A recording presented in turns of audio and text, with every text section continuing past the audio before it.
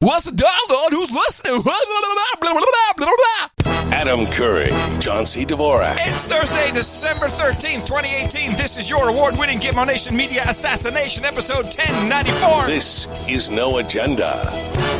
Proud to be the other Curry and broadcasting live from the capital of the Drone Star State here in downtown Austin, Tejas, in the Cludio. In the morning, everybody. I'm Adam Curry. And from northern Silicon Valley, where the train hasn't showed up yet, but the traffic has. I'm John C. Dvorak. It's Crackpot and Buzzkill in the morning. You got the traffic. Traffic's about to get really good here in Austin. Oh, that's good news. No, it's very bad news.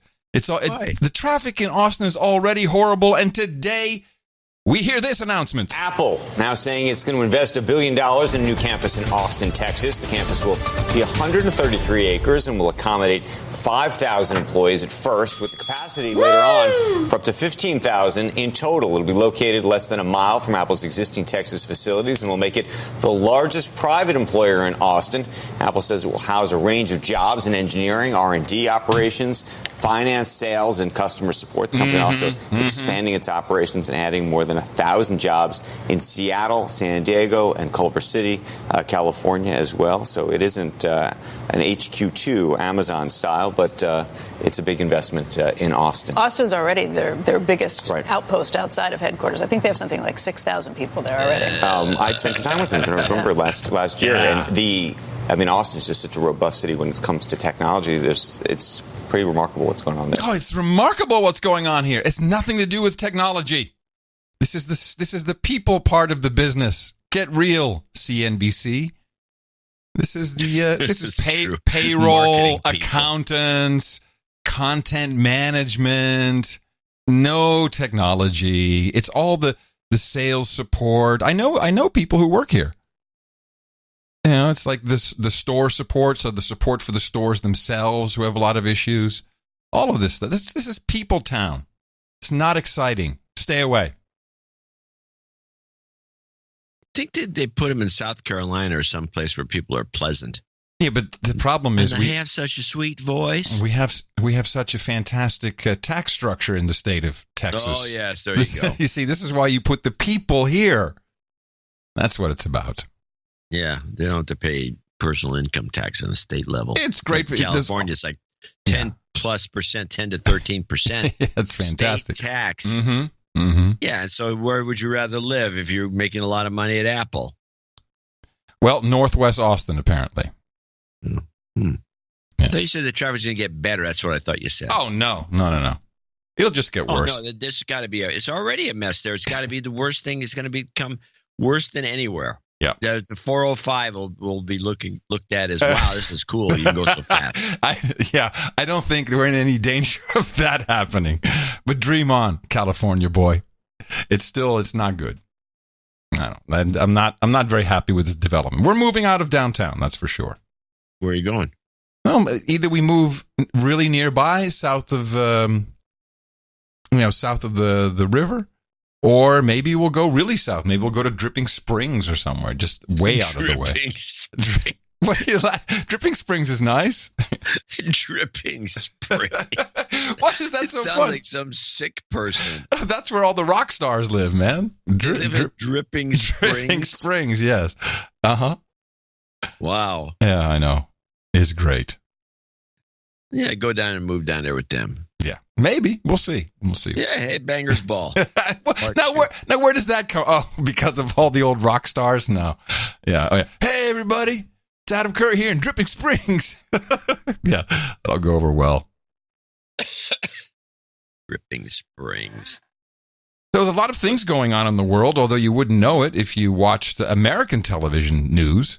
No, we're pretty preoccupied with, Cohen. Cohen is going to jail for 3 years. And Trump's going to jail. Everyone's going to jail.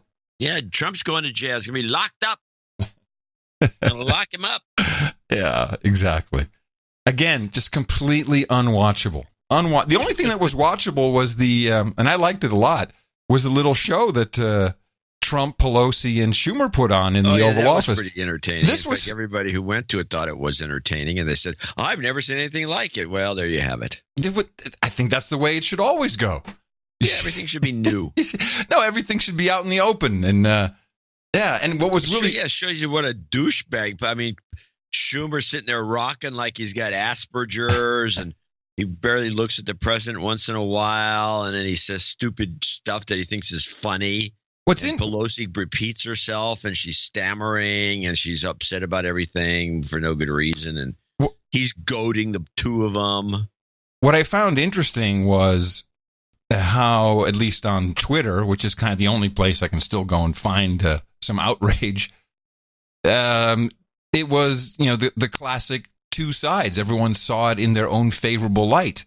The Trump fans, he wiped the floor with him. The Pelosi Schumer fans, he hit a brick wall. She showed him. It was completely open to interpretation, which I think is just one of the interesting things of our time.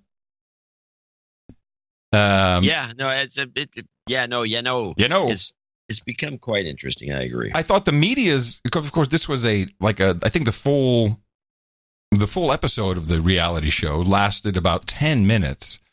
What I found interesting is how it was cut up and what pieces were pulled out.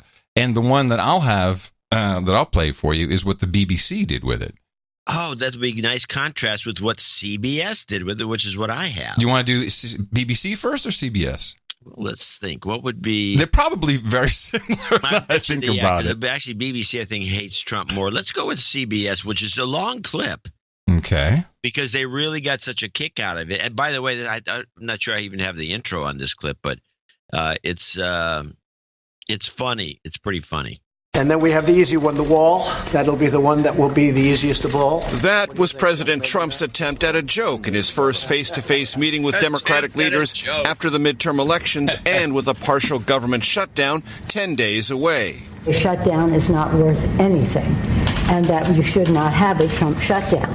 You have them at the White House. Did you say Trump shutdown? Democrats came to the White House hoping to... Yeah, that was kind of glossed over, but I thought that was very good what she did. She kind of basically pulled a Trump on him and said, we can't afford a Trump shutdown. And he caught it. Yeah, well, he called her out on it. Yeah, but it was inaudible, and CBS just glossed right over it here. CBS glossed over, but I should mention this. I think as he was calling her out on it, he was thinking to himself, hey, I'll take it. Why didn't I just call it the Trump? Yeah, you're right. Which is kind of where he ended up. Yeah. By saying, I'll be proud. Oh, interesting. 10 days away. The shutdown is not worth anything, and that you should not have a Trump shutdown. You have them at the White House. Did you say Trump shutdown? Democrats came to the White House hoping to brand any shutdown with the president's name. The toughest issue? Future funding of Mr. Trump's proposed wall on the southern border. The president wants $5 billion for construction of the wall, passed now while Republicans still have control of the House, while the Democrats are only offering $1.3 billion to fund broader border security measures. Can you have border security without the wall? There's a commonality on border security. The wall is a part of border security. Are you redefining what it means to have border security? Yeah. We need border security. The wall is a part of border security. You can't have very good border security without the wall. No. That is a political promise. The political fencing intensified. And the experts say you can do border security without a wall, which is wasteful and doesn't solve the problem. It totally solves the problem. Democrats arrived fresh off a 40-seat midterm gain in the House. We've gained in the Senate. Excuse me, did we win the Senate? We won the Senate. When the president brags that he won North Dakota and Indiana, he's in real trouble.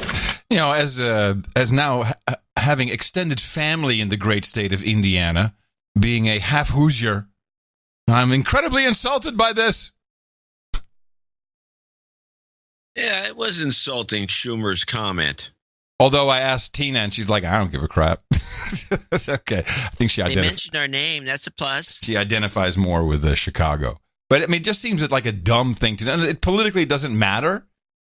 But other states who, are kind of flyover, I think that might have been a minus point for Schumer. Excuse me, did we win the Senate? We won the Senate. When the president brags that he won North Dakota and Indiana, he's in real trouble. I did. Let me say this. We did win Let me say this. North Dakota This and is the Indiana. most unfortunate. In a unique White House, the legislative clash was in a class by itself. And we're entering into this kind of a discussion in the public view. But it's not bad, Nancy. No, It's called transparency. I know it's not transparency when we're not stipulating to a set of facts. At one point, the president tried to speak for the likely Speaker of the House to be. You know, Nancy's in a situation where it's not easy for her to talk right now, and I understand that. Please don't characterize the strength that I bring to this meeting as the leader of the House Democrats who just won a big victory. Elections have consequences, Mr. President. Let me just say. And that's why the country's doing so well. The back and forth landed, it appears, where both sides wanted it. A televised political standoff. 20 times you have called for, I will shut down the government if I don't get my wool. None of us have said. You want to know something? You've said okay, it. you want to put that on You my... said it. I'll take it. Okay, good. You know what I'll say? Yes. If we don't get what we want, I will shut down the government. Okay, absolutely. fair enough. And I am disagree. proud, and I'll We tell you disagree. what, I am proud to shut down the government for border security, Chuck. I'm not going to blame you for it. Leader Pelosi, vying to be the next House Speaker, told Democrats in a private meeting the encounter here at the White House with the president, quote, goes to show you, you get into a tinkle contest with a skunk, you get tinkle all over you.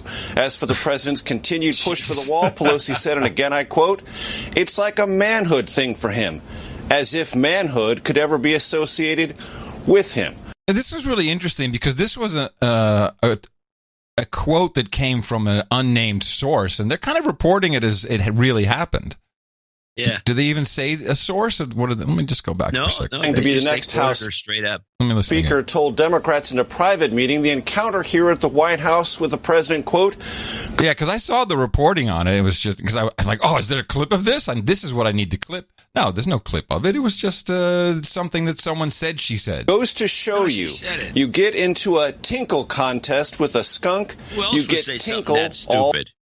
Oh, I'm not saying she didn't. It's just the reporting that bothers me. That's all. Just that little disclaimer the would have been reporting is worthwhile. all over you. As for the president's continued push for the wall, Pelosi said, and again I quote, it's like a manhood thing for him, as if manhood could ever be associated with him. For his part, the president said border security and wall funding is common sense and a political winner, even if wrapped around a government shutdown. Jeff? Okay. Just remarkable.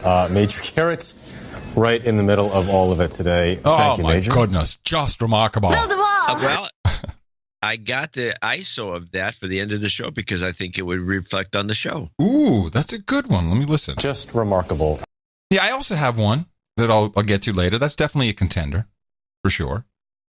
Now let's go to the BBC. Significantly shorter, but you kind of get their slant on it. Pleasure. And of course, we'll bring you more on that breaking news from Strasbourg when we have it. Now to American politics, where there was quite a scene at the White House today. Democratic leaders Nancy Pelosi and Chuck Schumer went to the Oval Office to talk funding for President Trump's border wall with Mexico. Mr. Trump has threatened to shut down the government if he doesn't get the money. And here's what happened as the cameras were rolling. Nancy, I do. And we need border security. Nancy, we need border security. You have called 20 times to shut down the government. You say, I want to shut down the government. We don't. When the president brags that he won North Dakota and Indiana, he's in real trouble. Please don't characterize the strength that I bring to this meeting. Elections have consequences, Mr. President. I am proud to shut down the government for border security, Chuck. Well, now. Well, you heard Chuck Schumer say there, elections have consequences. And if that scene is anything to go by, once Democrats control the House in January, it will be a bumpy ride. So Mr. Trump's hunt for a new chief of staff is... So there you go. Now, that was kind of lame. Well, what they did is just a whole bunch of context. Yeah, they put a whole bunch of Pelosi and Schumer, clips, edited those all together, and then had him say, "Oh, I'm going to do the shutdown." So thanks, BBC. And of course, they should look in their own. Here's the question. Well, here's the question I have for that meeting with Pelosi and Schumer there. I mean, these guys are a couple. I mean, they go on with the tinkling and the guy's not a man and all the rest of it. But why doesn't one of the two of them, it's so simple, say, why should we be funding the wall? You said Mexico is going to pay for it. Somebody should have just said that. I then agree. See what he did. I agree. But you said, what are we going to do? We're going to build a wall. Who's going to pay for it? Mexico. I've heard you say that. I've heard it in your meetings, meetups. I thought Mexico was going to pay for it. Why are we paying a nickel? Do they have no? Because that's clearly not the issue. I mean, what he's talking about, what I've heard is $5 billion, which is a rounding error in the stupid crap we do. Look at the farm bill. Did you see the farm bill is just passed? $860 billion? No. $860 billion farm bill. Not for a peep. What? Just for subsidies? Yeah, subsidies, all kinds of it's interesting stuff. Now you can be part of an ongoing farm operation if you're a second cousin. There's all kinds of weird stuff in there. So you get compensated. There's the commodities compensation. It's huge. Not a peep anywhere. Not a peep. But I have a solution to this. Because the way I saw it, I saw two sides wanting border security, one wanting a wall, and one being okay with a fence. I mean, that's kind of where it's at, right? Now we're down to some would say semantics, but others would say it's a different structure. And the wall is very scary and, shows that we are afraid of brown people or whatever I've heard all week long. And the other one is kind of friendly. It's just a fence. So here's a simple solution. Build a fence. Electrify the fence. Yeah, I was thinking the same thing. That's the way to go. Electrify it. Electrify it. That fence, you're dead. Yeah, or, taser. Basically a taser fence. Not one of those. Chops your hands off. It's just an idea. I mean, it's not much worse than that razor wire that I see. I mean, that's pretty nasty. Except now you would have a different issue trying to get through it. Anyway, the whole thing is stupid. I don't think it's going to work. I don't think he'll get it done. I don't think there will be any funding of any wall before the end of the year. Well, he has the possibility of letting the whole thing slide until next year and then just using a chunk of the military budget. He gave him an extra like $16 billion. I think that's his. That's plan. his slush fund. Take it out of there. He said that whether they do it through you or through the military. Yeah. So the Army Corps of Engineers, I think, is the way to do that. Then. Yeah, probably. Yeah, under the build the wall. Okay. Well, I don't. The whole thing is shit. Yeah, it's a good exercise. I like what happened in British Parliament though, as the Brexit deal and the arguments just make everyone nuts over there.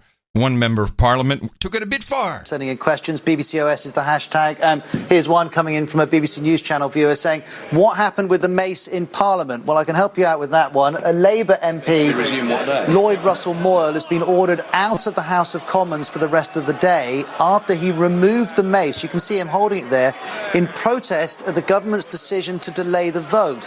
Now, the mace is a ceremonial club which represents royal authority. If it's removed, the Commons cannot debate or pass laws.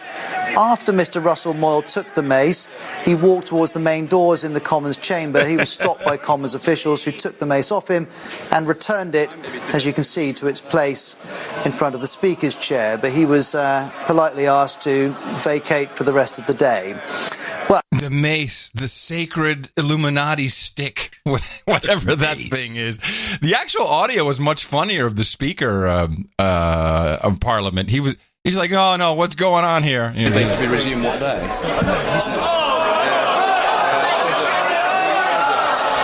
Put it back.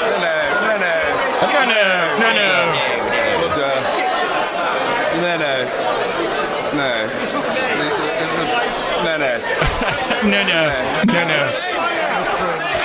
Order. Yeah, I'm grateful to thee. I just think the whole thing is funny. We should have more of that here. That's why I liked what Trump and Pelosi and Schumer did. I didn't know that mace had to be there, otherwise you can't do anything. Oh yeah, it has power. So of course the church and state and everything and the Queen, it's all separate. But the way it works is the royal family, the Queen is represented by the mace, and so that is her seal of approval that you can discuss. You can't even discuss without the mace present. That's what they said. But when the Queen is in Parliament, then the mace is removed, so there can be no governing. So she can't interfere with anything. Something like that. It's interesting, these old traditions. It's just a damn stick. I thought it'd be a lot heavier too. Guy picked it up like it was just It's made of balsa wood. Maybe it's made of balsa wood. It's a replica. Oh man. All right, I got one more popular item, then we can drill into stuff. I'm actually a little surprised. Did you? I mean, you know that I'm a big sports fan, and obviously Steph Curry, my brother from another mother, went out on a limb and said he did not believe that we'd landed on the moon.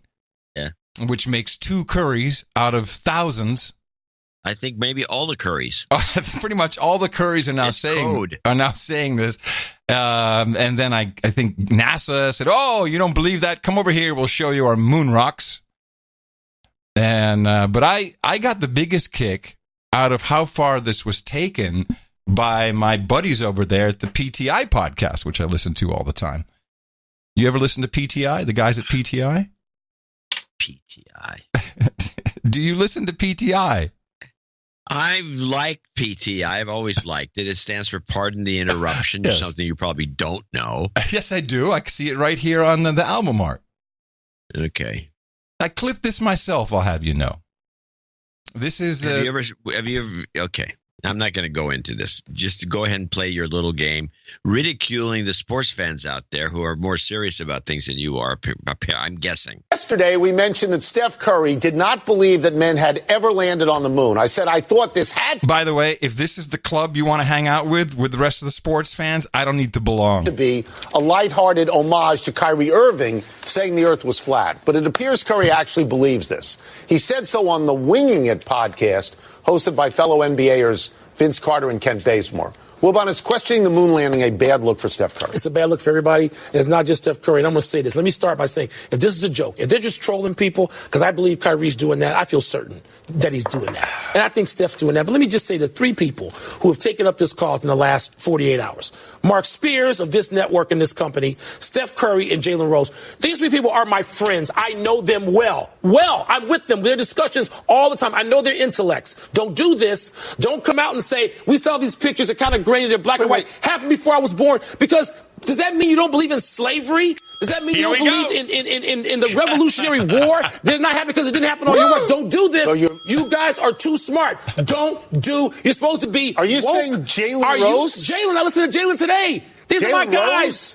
If you are as woke as you say, if you are as technologically savvy as you appear to be, don't do this. This is a Because you're saying, I don't believe in history. The hell with history, because it didn't happen while I was looking at my cell phone watch. It's a very small step to becoming a Holocaust denier or a slavery denier. Don't do it. And so I'm going to look in the camera and say this, and I'm going to say this both to Steph Curry. It goes on and on. Racist, don't believe in slavery, Holocaust denier. This is fantastic. What's wrong with these sports people? That's pretty standard sports talk. Here's the ISO I pulled. Don't do this. Thought that was kind of nice, too. It's negative, though. Oh, I'm sorry. Mine's positive. Oh, okay. Right. We'll end the show on a high note. Yeah, as we always do. You got it. All right. I think let's see. You want to start somewhere specifically? Well, let's go to climate change if you want to. Okay, we'll take it right into the young kids with the Green New Deal. Hit me. What you got? Well, let's start off. First of all, there's the rage in the climate circles. Ooh. Is the climate girl, little 15-year-old who got involved with climate change when she was 9 because she's so knowledgeable about it. And so they, of course, all these Amy Goodman, everybody's picked up on this girl. Yeah. I'm not familiar with this. Is this a meme that I've missed? This is, well, if you were if you knew anything about climate change and you were a big believer, I would know all about her. Climate change, the climate change girl. All so right. let's go with the intro, the Greta, the climate change girl. With a climate activist who says politicians here are not doing enough to turn back the clock and prevent catastrophic climate change. 15-year-old Greta Thunberg. She has made international headlines since launching a school strike against climate change in her home country of Sweden in September. She sat on the steps of the parliament in Stockholm every school day for 3 weeks leading up to the Swedish elections to demand that politicians take more radical action to stop global warming. After the election, she went back to school 4 days a week, but every Friday, Greta continues to sit outside the parliament building in protest. Her actions have inspired thousands of students across the globe to do the same. Greta Thunberg has Asperger's syndrome. She has focused with laser intensity on climate change since she was 9 years old. She brought her message directly to world leaders here in Katowice at the UN Climate Summit last week. This is Greta addressing UN Secretary General Antonio Guterres. See, I think this is a mistake, though. I think they're making a mistake with her. They need to get the people who are just about of voting age. They're the ones that are most effective. This is tugging on heartstrings that I don't think does it anymore. I'm not going to argue this. I think this whole thing is a joke, but I'm only going to play a piece of her little speech. But she goes on and on and on and on and on. Of course, the thing about somebody that's 15 and is erudite, which she seems to be, is that you have to let her talk. So they let her talk for, I don't know, days. You can hear it does seem to be a problem. Yes, I agree. I have similar issues. Here you go. Instead, I will ask the people around the world to realize that our political leaders have failed us because we are facing an existential threat. Hold on a second. She's 15? Yeah. No. She's a midget. She's a little person. This is impossible. This is not a 15-year-old. And there is no time to continue down this road of madness. Rich countries like Sweden need to start reducing emissions by at least 15% every year to stay below a 2-degree warming target. You would think the media and every one of our leaders would be talking about nothing else, but they never even mention it. Nor does hardly anyone ever mention that we are in the midst of the 6th mass extinction, with up to 200 species going extinct every single day. Jeez. Child abuse. Child abuse. That's involved, but she's got every single meme, every metric, every little thing she's got in there. Of course. Yeah. Oh. Okay. Then I will play you now. You're so right about these kids that they go on and on and on and on. And I've been tracking the Sunrise Movement. This is the group that protested again at Nancy Pelosi's office. Yeah. On the Hill. There were photos from that protest in the last newsletter. That was actually the next day. That was a protest in California. They were in Washington, D.C. the day before. And they lined the halls and they were getting arrested. And then they did the same thing with their office in San Francisco. Yeah. Why is she the target? She's like on their side. No, she's not. You see, the thing is, she created the first select committee for the Green New Deal in 2007 in anticipation of Van Jones and Barack Obama, who then couldn't get it off the ground, mainly because Van Jones got kicked out as a 9/11 truther, which he won't admit to anymore. And so that kind of fell by the wayside, but it also did not have any power to draft legislation. That's why they're saying this is different. And of course, I'm seeing the signs. I'm seeing professional signs. Oh yeah, this can't They're come. Nice. This can't come. They're very nice. Yellow. They get the right idea. And their logo is very good. Yeah, that upside down kind of. Yeah, I don't know. It feels like mind control when you look at it, like I'm going into the logo now. So I looked into who this Sunrise Movement is, and they are they do have a 990. They are a nonprofit with very little money. I'm talking, like $70,000. But this just filed. This is brand new. As I did some digging, particularly their address, 50 F Street Northwest, Suite 700 in Washington, D.C., you wouldn't be surprised to find out that there's a number of climate-based organizations at that address. And the one in particular of interest is the U.S. Climate Action Network, And the way I read it, although the paperwork is maybe not officially filed properly, the Climate Action Network, now they have a lot of money. They do about $12 million a year, and it's been increasing with several million each year over the past 5. It appears that the Sunrise Movement Education Fund has taken over the U.S. Climate Action Network, whose initial funding came from, you guessed it,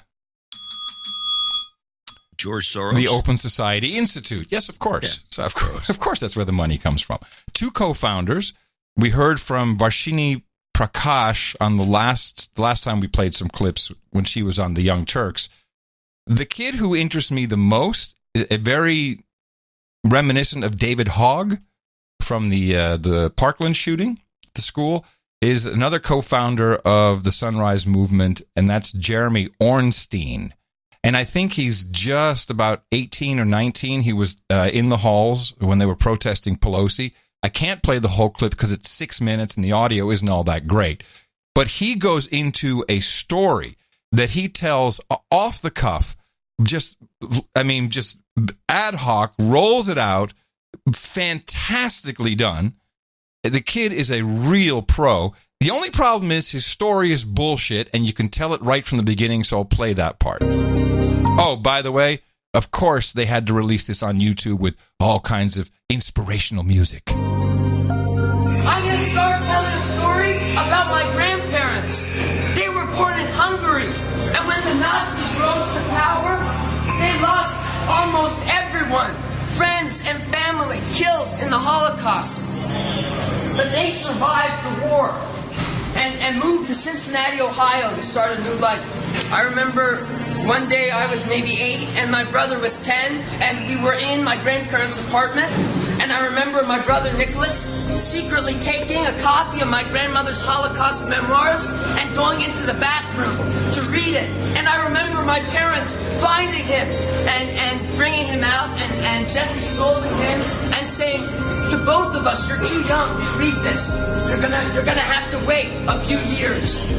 And I remember thinking, my brother shouldn't have broken those rules, and also remember asking myself, when will I be old enough to read those stories?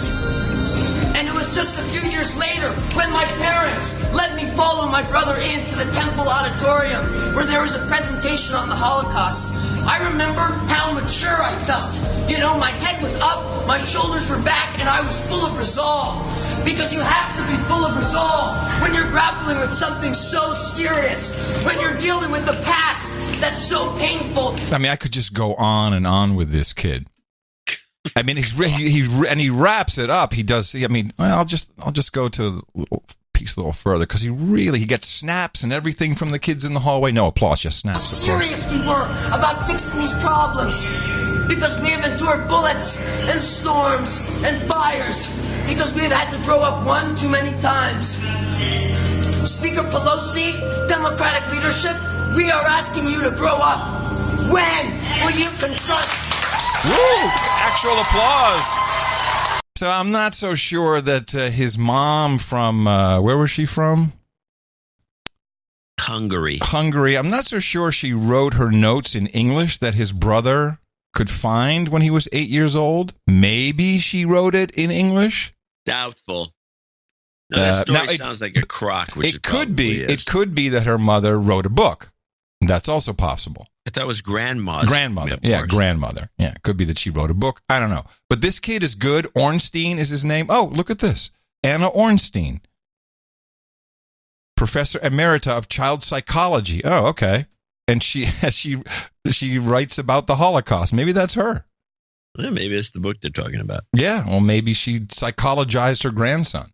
But, man, this kid, watch out for this kid. If they get a hold of him, he'll be everywhere. He's a bit unhinged in style. I'm not.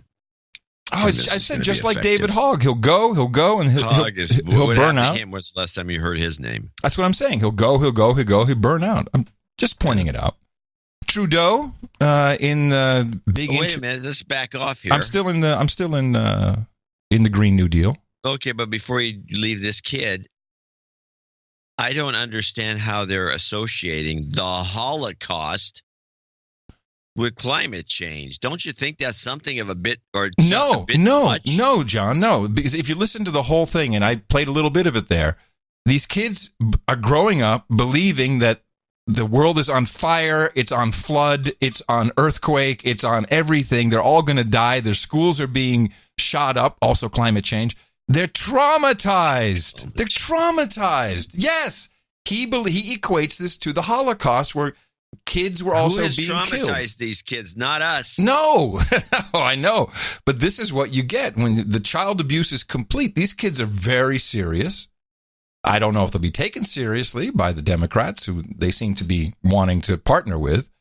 But yeah, this they really believe it. It's sad. I find this incredibly sad. Now Trudeau. He was interviewed CBC, and he was interviewed about the carbon tax, which is just like in France, although the riots haven't started yet, is quite an issue with the provinces. They want to have none of it. You've got 4 provinces who have not complied with the carbon tax. Now you're imposing it on them. Is it harder to sell the carbon tax when you have premiers saying that it is the wrong thing to do? I think the fact that there are a bunch of conservatives out there who have decided that pollution should be free is not that difficult to counter. We're putting You gotta love the pollution meme, don't you? It's now just pollution. A price on pollution because we want less price pollution. on pollution. And the fact that conservatives in this country don't want to move forward on either fighting climate change or helping people ensure that we can get the good jobs in the future is a conversation I'm willing to have anytime. What we're doing with the Climate Action Incentive is making sure that a family that will have extra costs because of putting a price on pollution will be more than equivalently compensated for it. And what is your hope in terms of how those people change their behavior? And do you have a sense of how quickly that would happen? Well, I think we know that when you put a price on something you don't want, like pollution, well, we're putting a price on pollution, right? Could he say price on pollution one more time just so we know it's pollution? We're making sure. Well, actually, the money is going straight back to the jurisdiction. This isn't going into federal coffers. This isn't something we're going to spend on something else. We're actually giving that money back to citizens in the province in which it was raised, because we know that if you make pollution free, people are going to give out more of it. We say no. If you want to pollute, there should be a cost associated. I'm just blown away by the fact that this interviewer lets him get away with the word pollution. It's CO2, it's carbon dioxide in the atmosphere, which has now just been boiled down to pollution. Do you want? So if we got rid of all carbon dioxide in the atmosphere, that would be a plus because we'd have no more pollution. Yeah, and no more trees, and eventually no more people. Trees. We'd all die. There'd be no more oxygen because you need the trees to be fed. But they're trying to kill us. But this is why people, and certainly young people, are very nervous and don't feel so good about the climate change. Now, of course, she does ask the question about France compared to what's happening there, compared to Scandinavia. What could go wrong? Could anything go wrong? What do you think about your buddy Macron? We saw I think he's a political ally of yours, Emmanuel Macron, face this very question over the past couple of weeks. He put a surtax on fuel, riots in the street, and he had to back down. What lesson did you learn from watching that? Well, he didn't ensure that the second part of it, you put a price on pollution because we want less pollution, but you also make sure that ordinary Canadians are going to be able to be to afford this transition towards a lower carbon economy. So it's the rebate that makes the difference. The rebate, the support for families, and making sure that we are supporting families through this transition time is a fundamental responsibility for every government. And yet, the United Nations says that most of the large emitting countries, including Canada, are not on track to meet Paris targets. They are calling for more urgency. So how do you respond in the face of that? Do you speed up what you're doing? Do you change what you're doing? Actually, a lot of countries around the world are looking with a lot of interest at how Canada is moving forward on putting a price on pollution and supporting ordinary citizens through this transition. It is a model that is going to set us on a path to reach our Paris targets. We are going to be able to... The UN says no. The UN says it's not going to happen. We are going to be able to reach those commitments. How? by having a price on pollution. People will look for ways to innovate to pollute less that will effectively reduce our climate change emissions and improve outcomes. So you will reach the Paris? We're going to reach our Paris targets. Yes. What could possibly go wrong? Wow. We need more donations from the Canadians. Yes. Let me see. So just following up on that, Yellow Jackets, before the shooting in Strasbourg, which is still a part of France, there were all kinds of reports about the police using incapacitating liquid on the protesters. As a secret weapon, they say. Where was this? Well, this is published in Marianne, in the French publication. Yellow Vest, Saturday in Paris, police had a secret weapon. And they only used it as last resort, a supply of incapacitating liquid. Like put in one of those water cannons? I don't know. How would you do it? How would you get it? I mean, this like mace is an incapacitating liquid. So maybe that's what they're talking about. But here, following the publication of our article, the National Gendarmerie wished to specify the device of which we report existence to as a liquid. Oh, it's a powder. It's a powder. We got to find out one of our. Well, it's probably one of those like a tear gas. Probably, yeah, tear gas like product. Not fun, most likely. Well, my last global warming thing is the Arctic Warming Report, which is on Democracy Now! Scientists have issued a new warning on Arctic warming. A report released this week finds the Arctic has been warmer over the last 5 years than at any time since 1900, the year record keeping began.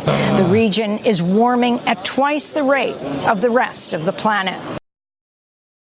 So you'd think that if you're going to be making all these prognostications about the next few hundred years, that you would go back further than 1900. You'd think there might be something there that she wasn't mentioning. Is that what you're saying? Yeah. Thinking that. You think, huh? Yeah. At one point, Greenland was green. Green, yeah. That's why it's called Greenland. But, that's not the way they play it in school. No. They've had... but the problem is, of course, underneath all that snow, there's evidence that it was like a wooded, area. Very problematic. The way they played it in school when I was a kid was Leif Erikson's escaping, as the last of the Vikings trying to get out of Norway or that whole Nordic area, because the hammer was brought down on these guys because they were bad actors, and they were chasing them down. So they went to They told everybody they're the ones who named it Greenland, and then Iceland was named because it was actually kind of green. And it was to be the sucker. Really? Is that the way it's taught? That's the kind of bull crap that I was taught. It was to sucker the dummies from the Nordic countries that chasing Leif Erikson, because he's obviously not going to go to Iceland because it's ice. It was a distraction. Go to Greenland. It was a misdirection. Green, misdirection. Early example of misdirection. That's great. And so those Vikings, man. So I'm thinking, well, maybe. I didn't know that. That's pretty good. Yeah, it's very funny. For some reason, that stuck with me along with the one, and it was when you're a little kid. Any little kid will do this when they first look at the globe. Mm-hmm. They will look at South America and Africa, and you look at it and you go, "Hey, those two pieces fit together." Yes. Oh, you can't say that. Before the International Geophysical Year, where they determined there's a thing called plate tectonics, which were moving these areas apart, it was always, no, it's just a coincidence. Don't even say something like that. It was a coincidence that they looked like they were hooked together. So this is all bull crap we're fed. So we're supposed to now believe the global warming aspect. That reminds me, when I entered the Dutch schooling system, I was going to the International School of Amsterdam for 3 years after we moved there. I moved there when I was 7. And just to give you the full context of the story, we had a week off from the ISA, International School of Amsterdam, And my parents sat me and my sisters down Sunday evening. Guess what you guys are going to do tomorrow? We're like, wow, what are we going to do? You're going to Dutch school. Like, what? And I actually really spoke just a few words of Dutch. So entered Dutch school, 5th grade, and within, I think, like 2 or 3 months into the school year, the teacher, he says, "Oh, here's a question that our American students." Now, this is a time when Americans were not very loved in Europe. Texas Instruments was coming over, and I walk on the street, they know who I was, and the kids would be like, "You crazy American shit, go fuck yourself." I mean, that's what I would get as a 5th grader. And then the teacher says, "All right, here's one. How many states does the United States of America have?" And my hand goes up. Of course, I said 50 states. He said, "No, it's 52. You forgot Alaska and Hawaii." I said, "No, it was 48." And then what? No. You don't even know this? And he just was berating me. And so I was already messed up. And then I remember calling the American embassy and recording it on, one of those little cassette recorders, taking it into school. And even that was, she was referencing an old Encyclopedia Britannica. I could not get them to just admit that he was wrong. Yeah, there's elements of this in the educational system, and it's really pathetic. Oh. I watched the entire Sundar Pichai testimony. You watched the whole thing? Because I only picked up a few. I have one clip. I watched some of it. I have what I thought was a good clip, but you probably have it. Let's play. I got a couple clips, very short ones. I just thought this was good because it played right into the $100,000, apparently not even that much, $50,000 that was spent by the Russians on Facebook to swing the election. Here's the amount that apparently Google picked up. This is Nadler, who's the number one Trump hater, who's already discussed putting Trump in jail. Although if anybody read my essay in the last newsletter, Kiss of Death essay, we'll know that no one actually wants to put him in jail. That would ruin the whole idea of the threatening. scheme of things. Yeah. But listen to Nadler grilling this guy. And by the way, a lot of people are condemning Nadler as being in the pocket of Google because he gets so much money from Alphabet. Now, according to media reports, Google found evidence that Russian agents spent thousands of dollars to purchase ads on its advertising platforms that span multiple Google products as part of the Russian agents' campaign to interfere in the election 2 years ago. Additionally, Juniper Downs, head of global policy for YouTube, testified in July that YouTube had identified and shut down multiple channels containing thousands of videos associated with the Russian misinformation campaign. Does Google now know the full extent to which its online platforms were exploited by Russian actors in the election 2 years ago? We have, we undertook a very thorough investigation, and in 2016, we now know that there were 2 main ad accounts linked to Russia, which advertised on Google for about $4,700 in advertising. We also found other limited total of $4,700. That's right. Which was no amount is okay here, but we found limited activity, improper activity. We have learned a lot from that, and we've dramatically increased the protections we have around our election offerings. Leading up to the current elections, we again found limited activity, both from the Internet Research Agency in Russia, as well as accounts linked to Iran. And what specific steps have you taken, including during the recent 2018 elections, to protect against further interference by Russia or other hostile foreign powers? We have undertaken a significant review of how ads are bought. We look for the origin of these accounts. We share and collaborate with law enforcement, other technology companies, and we essentially are investing a lot of effort and oversight in this area. And looking ahead to the next Congress, I assume we can have your assurances that Google will work with this committee as we examine the issue of how to better secure our elections from future foreign interference? Congressman, protecting our elections is foundational to our democracy, and you have my full commitment that we'll do that. Yeah, blah, blah. Let me tell you. $4,700. Please. Big deal. But I watched this whole thing, and it is so embarrassing. Even the people who had a bit of a clue really display their ignorance and just how idiotically stupid they are, if not because they really don't understand how the series of tubes works, because they don't have the wherewithal to ask someone to make sure they don't look like blithering morons, which they do. You can't take it seriously. I mean, there's stuff in there like, well, if I'm here and I move over there, does Google know?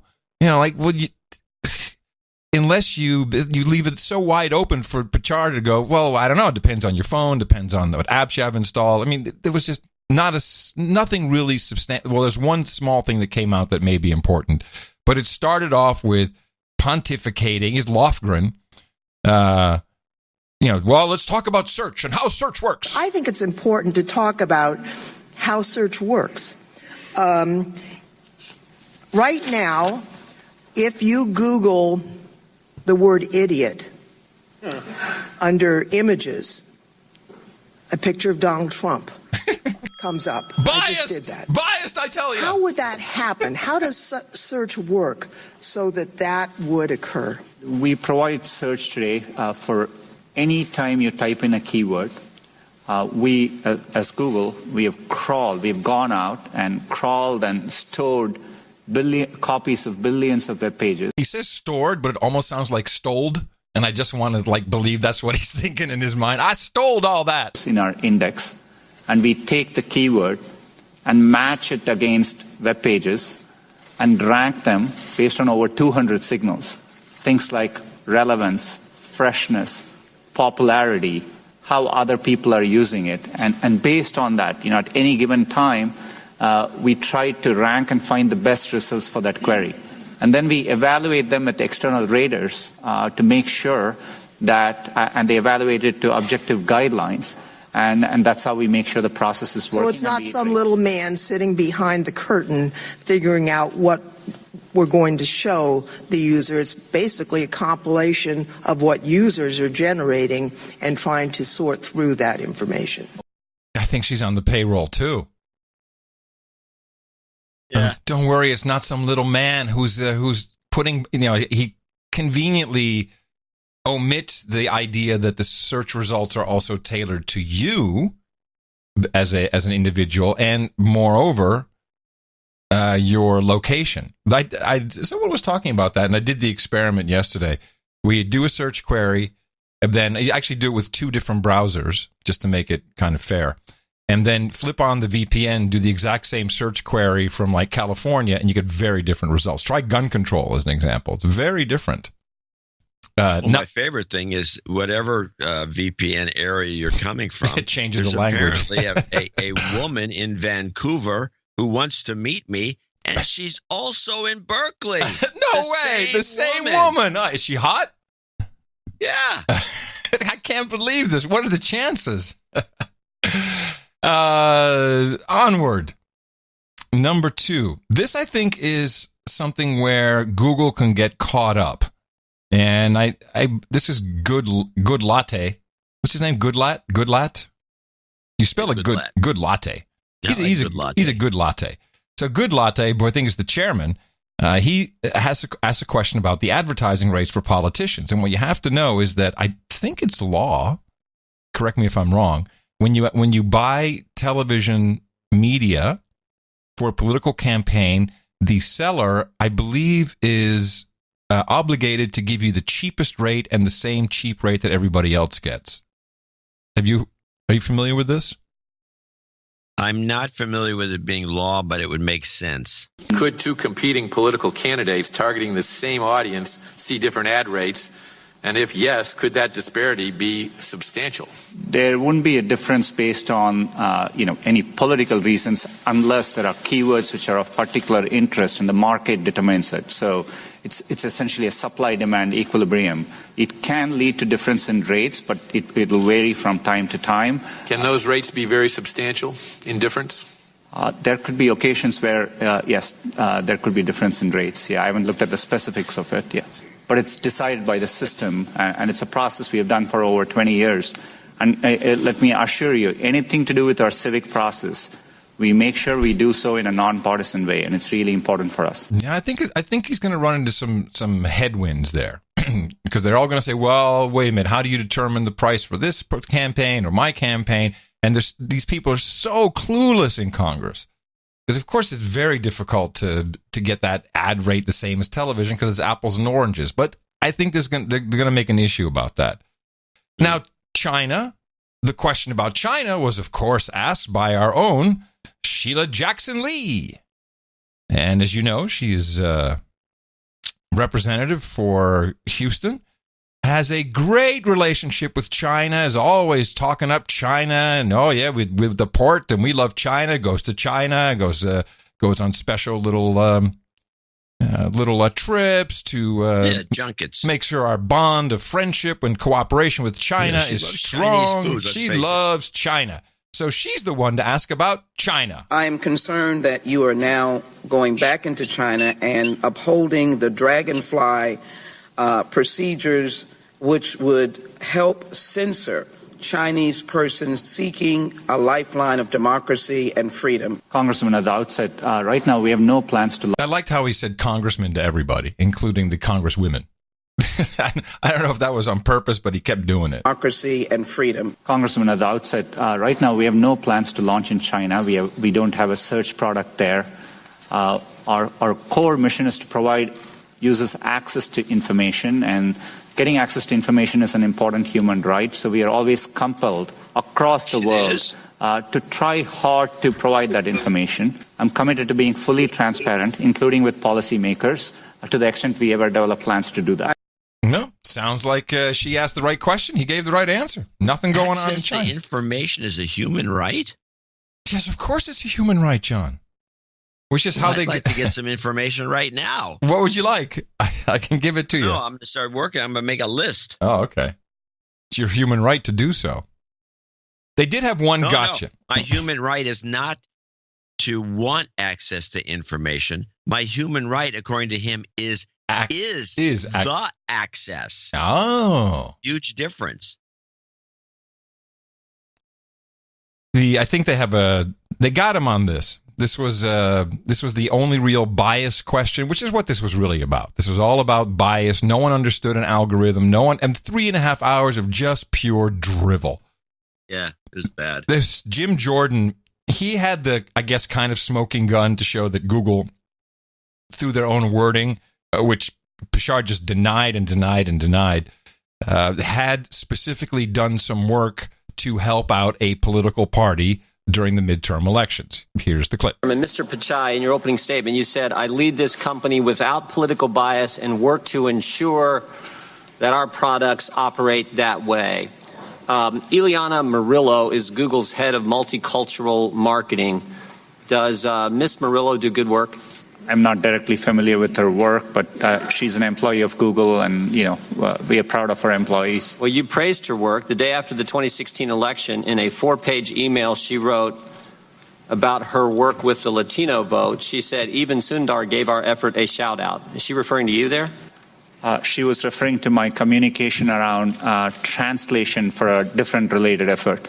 Okay, well, I'm going to look at 2 other sentences she had in that long email, again, recapping her work in the 2016 election with the Latino vote. She said this: we pushed to get out the Latino vote with our features. A few lines down in her email, she qualified that sentence, and she said, we pushed to get out the Latino vote with our features in key states. And she specifically cites the states Florida and Nevada.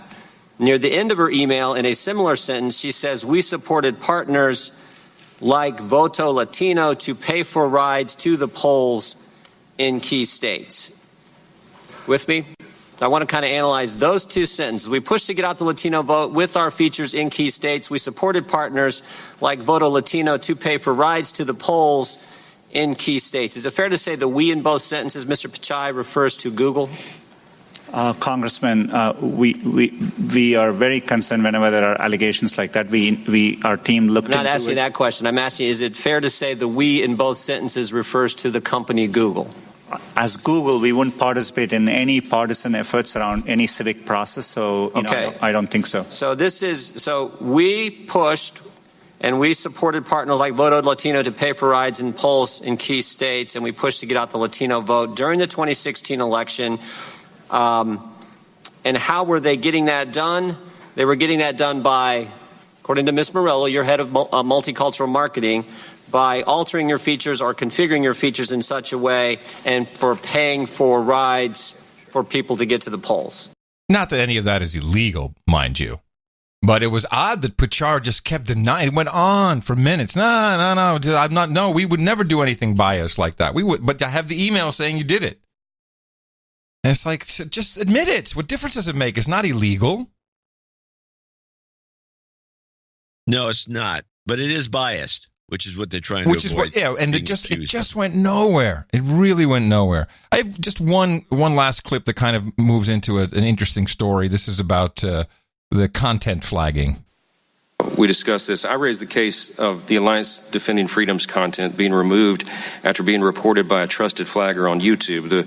The flagging organization was the Southern Poverty Law Center, which has kind of an infamous reputation for being, I would say, a radical left organization that opposes conservative viewpoints. What criteria does Google use when granting trusted flagger status to third parties such as the SPLC? Today we...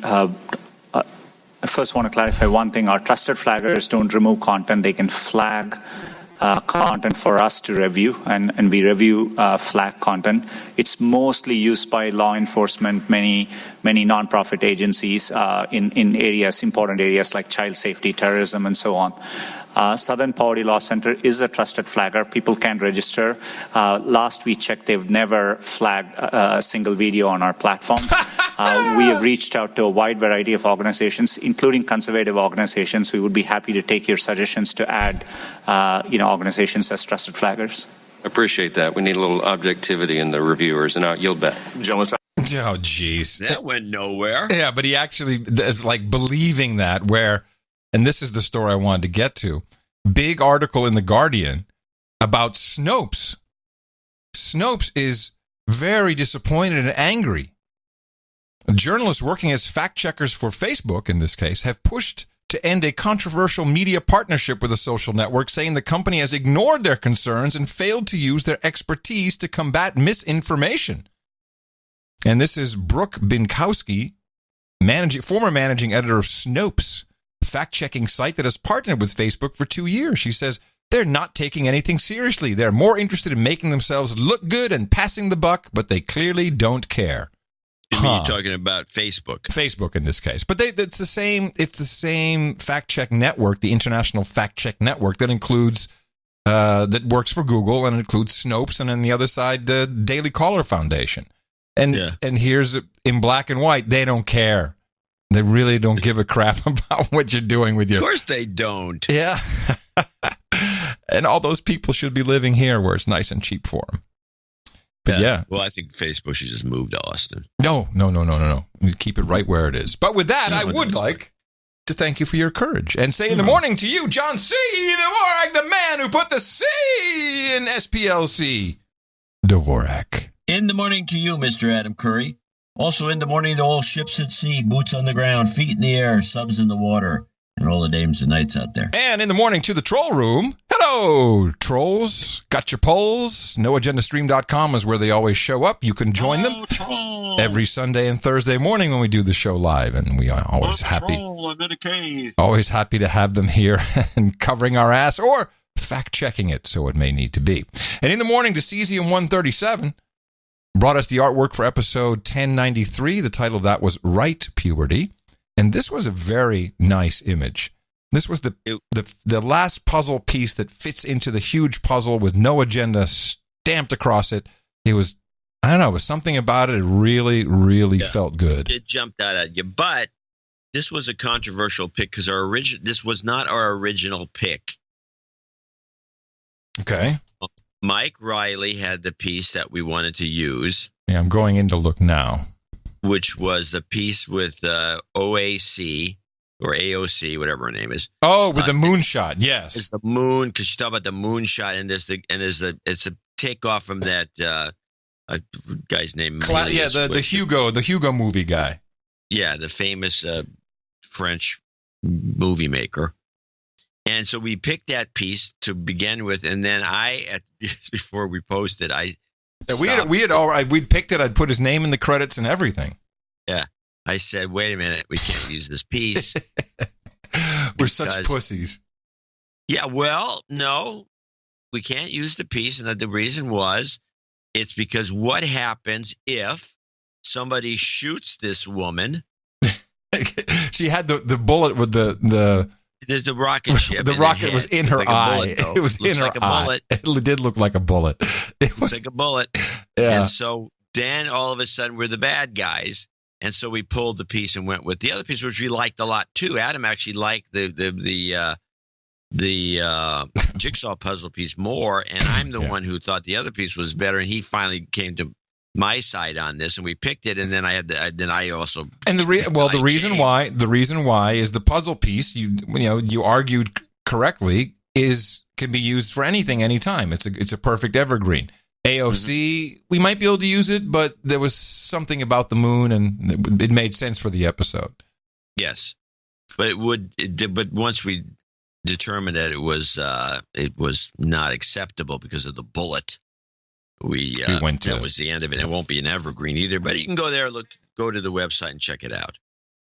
That's noagendaartgenerator.com, and we thank Cesium-137 and all of our artists who are always diligently uploading sometimes just hilarious stuff.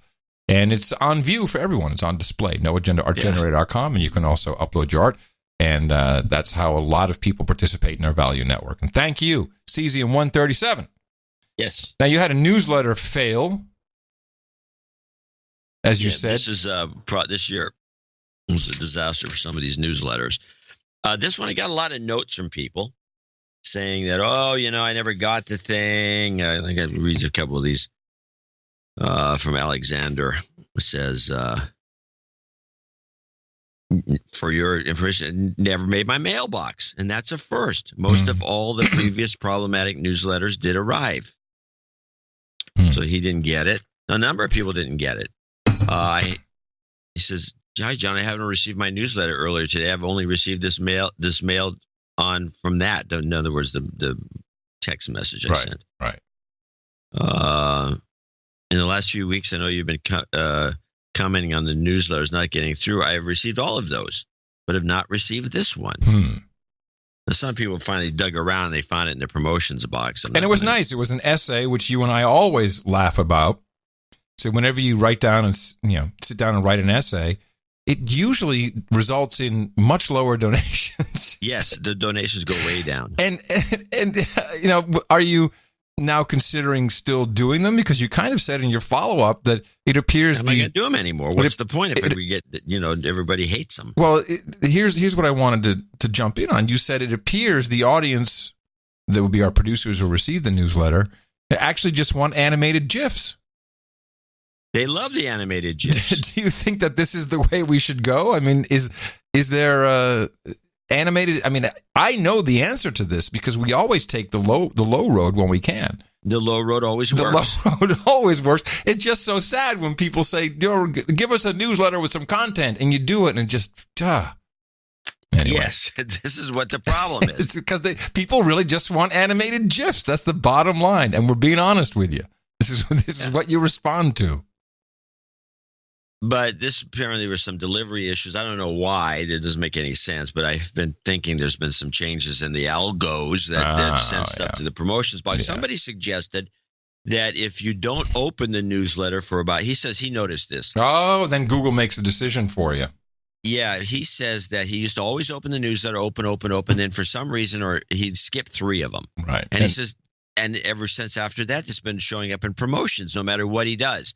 Which is the thing that bothers me the most, is the comment that everybody makes is, no matter what I do, it shows up in promotions. I whitelist it, I bitch about it being in the wrong box and all the rest of it. And of course, I do what I do, just discard the promotions box and just eliminate its existence. I think somehow within, just to be semi-technical, I believe somewhere in Google's system, when you say, okay, I want to whitelist this, it's probably, I mean, these things do come out from weird reply tos, and MailChimp does certain things that may not be the same every time in the headers. I think MailChimp is partly to blame for some of this. I don't know that they're doing enough. I mean, I bitched about this a few weeks ago, similar situation. And I got a note from MailChimp, and they said this bull crap, and they're not taking Pretty soon, hey, shut up, Dvorak, or you want to be deplatformed? Yeah, I'm not worried about that, but it's just that I wonder how much of the system itself, because other people have looked into it, and MailChimp comes in with some very weird headers, and all the this is a problem. I don't know how Google can rationalize this, but every link in a newsletter like this actually goes through MailChimp. Oh, so when I link to the PayPal account, it's actually going through MailChimp, as a pass-through. You know how that works. And so it goes to MailChimp and then gets forwarded to the PayPal, so MailChimp can do a count. A lot of people. I'm going to write a little giblet about some of this stuff. I don't think it's MailChimp. I mean, this is ultimately it's Google. I mean, I get all the newsletters all the time. Of course, I run my own email server. You don't use Google. Yeah. So it's clearly Google making decisions for you. There should be, if it's a newsletter that somebody subscribed to, which is the case with this mailing list, they should all go through. They shouldn't end up in promotions or in spam or anything else. If Google was doing its job, I think they do a very piss poor job with their email. No, they're doing exactly what they want to do. If you don't want to be, this promotions tab is also very interesting. You get into the promotions tab, you can also pay to be at the top of the promotions tab. It's an advertiser spot now. In Gmail. Oh, yeah. Why people continue to be on Gmail is beyond me. Anyway, let's thank some people who kindly came in and supported. We sent a note out saying, hey, we had a fail. And so everybody, a lot of people that normally wait for that, they seem to wait for the second note. Hey, man, where's my GIFs? Oh, shit. And then where's my GIFs? And so then they contribute, which I find to be, it's fine. I like it because at least it shows that our people are still following the show and they like the show, and so they will contribute. So we have a large list of executive producers today, up from one. Well, so it worked. Your evil plan worked, Dvorak. Good work. Well, it actually is up from probably two, because we have one that came in through the mail, which was, of course, Sir Anonymous of Dogpatch and Lower Slobovia. Yes, he's back. How is he doing? Well, he gave us $1,077, so he's doing well. Holy moly! But Goat His screen. note is very short, 2 paragraphs. Oh, that's and not I don't typical. Like it. Uh-oh. Because here it goes. Keeping up with this world is difficult, so even when I'm a day or two behind, you two keep me in front and often are from the future. Thank you. I hope to have some insight when I finally stop traveling, but as of now, my observation is rose-colored glasses are about to get a punch in the nose. I smell real shit around the corner. And not just in John and Adam's poop capitals. Hey. We don't have the poop. Well, actually, we're starting here, but yes. Happy Hanukkah to all. NJNK. Wow. So I'm thinking he's probably thinking there's crap going down the Middle East. Or somewhere. But something's up. He did say he would tell us. The shortest letter he's ever sent without a bunch of why you should be donating to the show. There's none of that in here. It's just that he just thinks that something bad's going to happen. Mm-hmm. Whether it could be economic, it could be Middle East. He travels a lot and he goes to the Middle East a lot. Yeah. And well, this is very concerning. Now, is there something about the number, the 1077? Is there something we should be reading into that? I would think maybe. There's got to be some code that we're not seeing. It's not our show number, so it's not 1094. Damn. This guy is such a puzzle. I think he's he's one of the only producers we really, really know, executive producers we really know nothing about. No, but we have a lot of indicators and hints. Yeah. Well, and he does travel a lot. Why he's traveling so much, we don't know that. But he's seems to be on top of a lot of things. Well, NJNK, no jingles, no karma. We'll respect his wishes, but thank you very much, Sir Anonymous of Dogpatch and Lower Slobovia. We look forward to your next communication. And this is also, there's other issues. I'll leave that out. Anyway, onward to Craig Mazzella, $334.34. I apologize for the long note. Which then got truncated? Cut off. Oh, gosh. Oh, this is horrible. Let me see if I have a copy of it somewhere. Oh, that's horrible. Well, start your read. So funny. It must have been so long. I don't know why they concatenated it or cut it off right there, but they did. You going to read it? Oh, yeah. Hold on. I thought you were looking for the note. I am, but no luck so far. Oh, okay. Let me hold on one second. I just was right in the middle of enlarging the page with the Zoom feature. It's called embiggening. Embiggened. I apologize for the long note, but it's important. If you don't want to read it, then I will simply ask for the most powerful jobs karma you have for me and some easy pregnancy karma for my wife, Dame Janie. We are and then it ends. This is horrible. You should have sent it through email. I have nothing on email from him, but it sounds like they are expecting a new human resource. So we'll hand out jobs karma. You want a big one, big heaping. And with your new human resource karma. And please let us know what the rest of your note says. Jobs, and jobs. Let's vote for jobs. You've got karma. Pregnancy karma, to be specific. Oh, yes. You know what? I remember this note, I think. Yeah. Was this, and his wife is continuously ill? I don't know if it's the same note. I know. I get a lot of notes. I get a lot We both get a lot of notes. I know a lot of people's lives, and I'm not sure if this was the same one. So is it ZZELA? Yeah, I can't find it. I have no idea where it is. Maybe that's not how his email is. Yeah, that's the other problem. You guys got some screwy name for his email. Screwy name, damn it. Screwy name. Screwy. Anyway, it's 33334. Sir Roger Boots, Mechanicsville, Iowa, 33333. Sir Roger Boots here. It's been quite a while. Using an old link. And the link still works. Apparently, yeah. And that's all he's got to say. Sir Kevlar, 33333 from Smyrna, Georgia. He says, ITM, could I have an Obama, you might die, 2 to the head, and an oh my God, amazing, please. Yeah, we can do it. 2 to the head, and You might die. No, you might die first. Yeah, I got that. OMG, was it amazing? Yes. Okay, here we go. And a karma as well? Yeah, sure. You might die.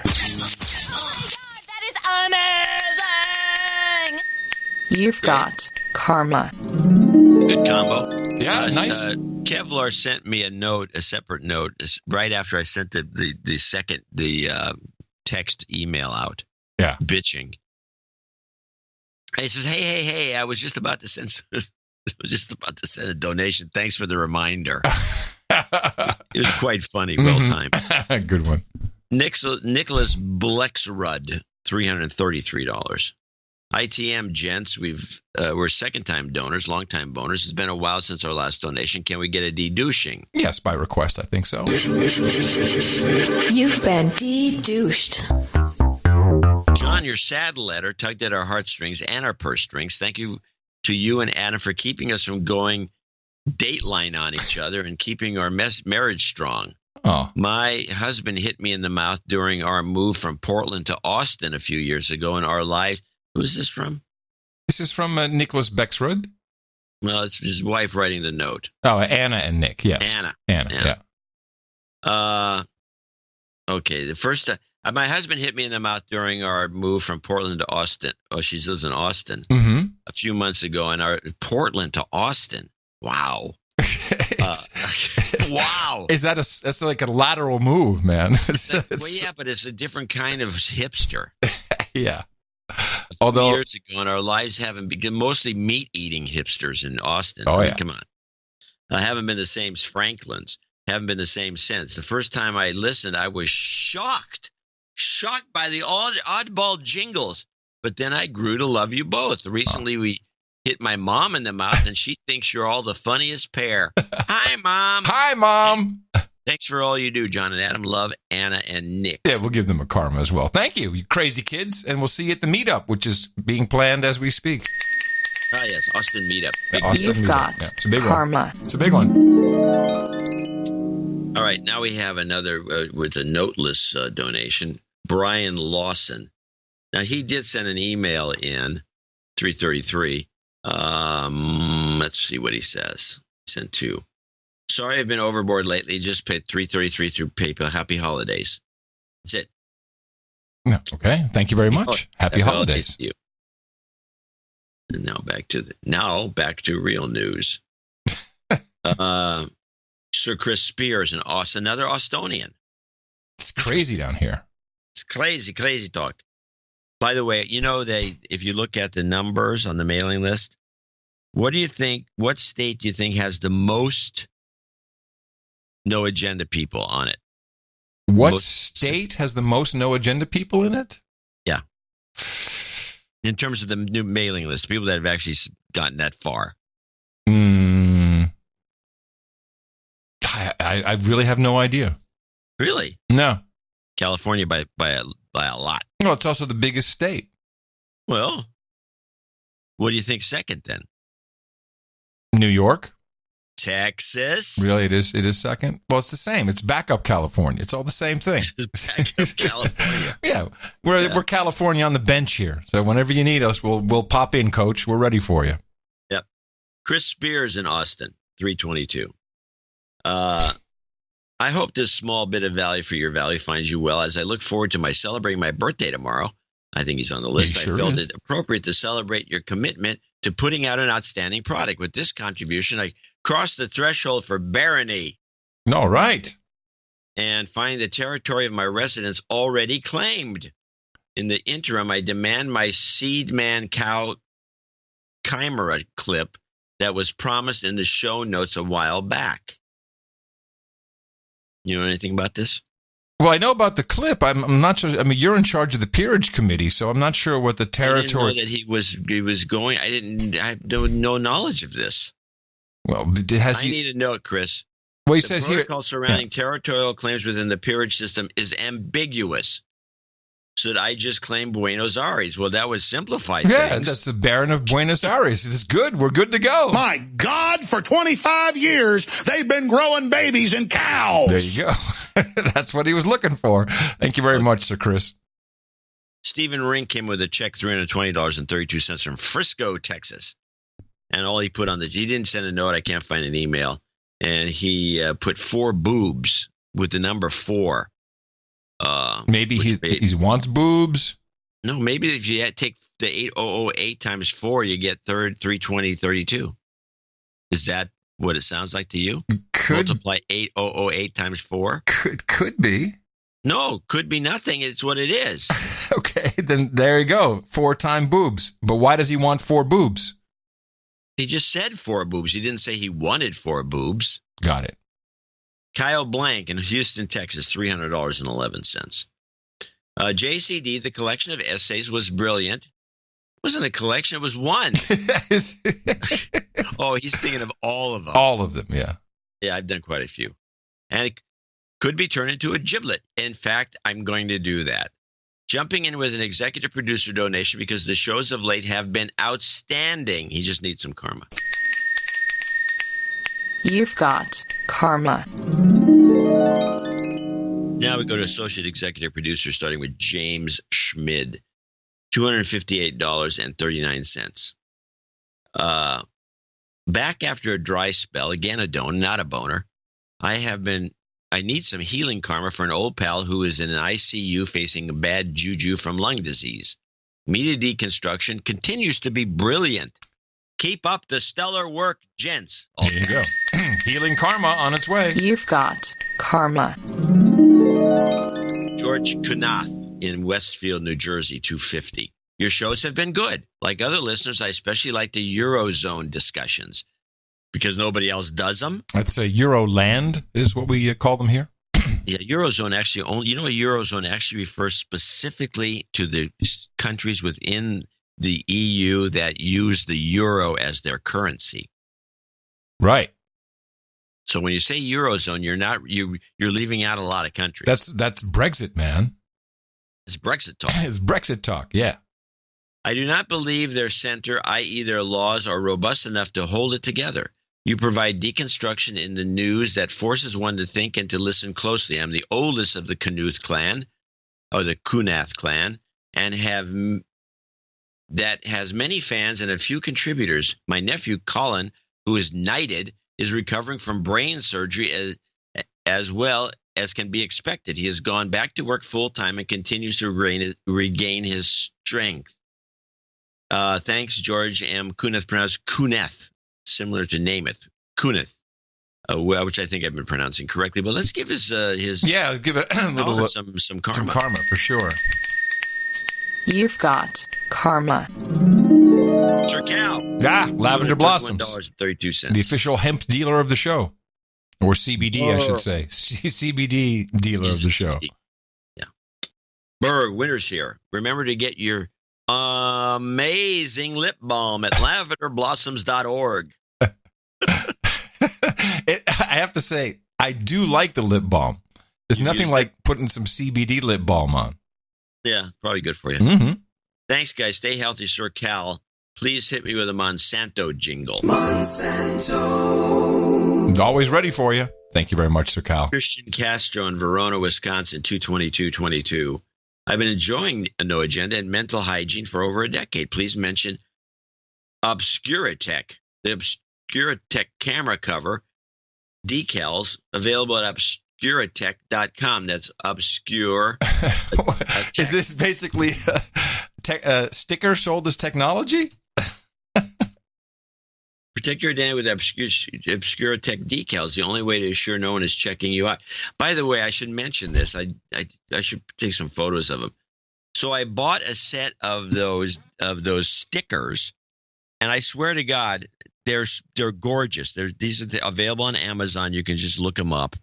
These look like light. They look like plates. Power. The little plug-in things where you've got your, what do they call it? You plug in. There's a wall socket. They look like wall sockets. Okay. It looks exactly like a wall socket. It's somewhat dimensional. It's got some shading. And people have been sticking them on the walls in airports. So you go up to stick in your laptop charger, and it's just a sticker? Yeah. Oh, what's the payoff though? Something funny should happen. The payoff is you sitting there cracking up. It's boring in an airport. So, but you could put these stickers on anything, and they're funny. You get about 12 of them for like $5 or something, and it's really worth it. So these Obscuratech, I'm looking at the website. The Obscuratech stickers are interesting. What they are is they're stickers that resemble your camera on your device, even though it's obscuring the actual camera.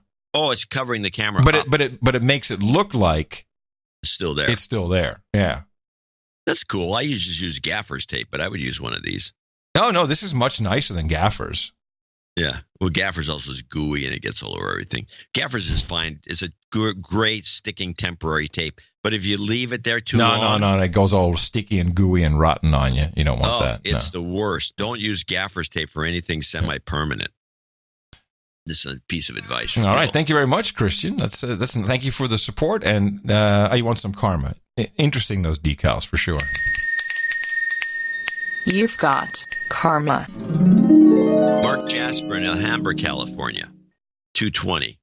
Omega Project wishes all. May you be well, may you be happy, and may you find peace. Thank you very much. Andrew Brewer in Winston-Salem, North Carolina, $200.02. Boner since the 600 episodes, but always propagating the formula and never miss an episode. I hear many North Carolina donors announced, high time for a meetup. A de-douching, please. You've been de-douched. Yeah, let's get that started.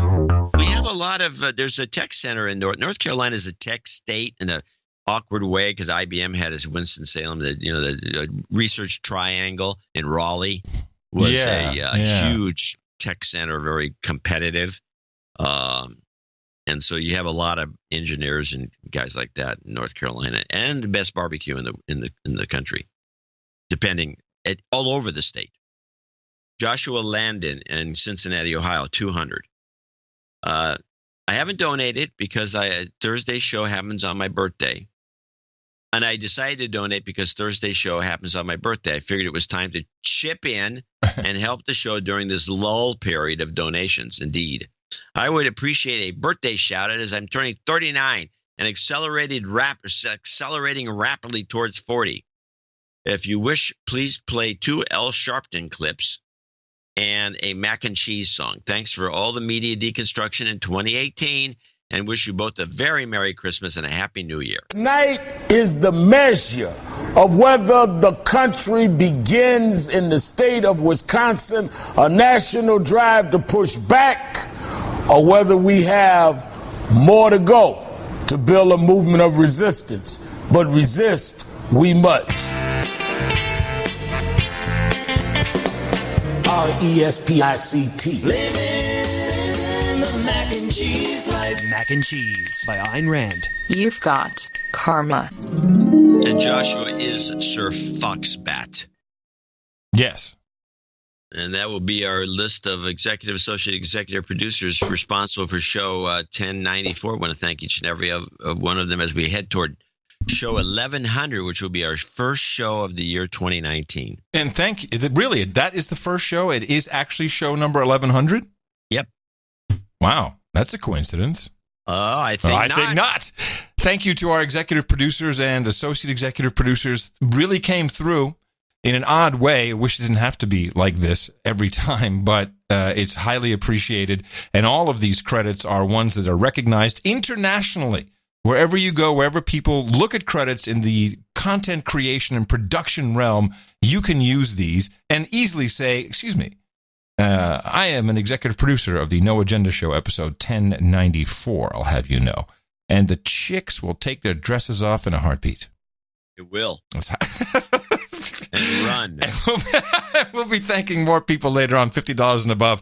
And please support us and remember us for the show on Sunday. Dvorak.org/NA. That's right. Take your credits and run, or go out there and propagate the formula. Our formula is this. We go out, we hit people in the mouth.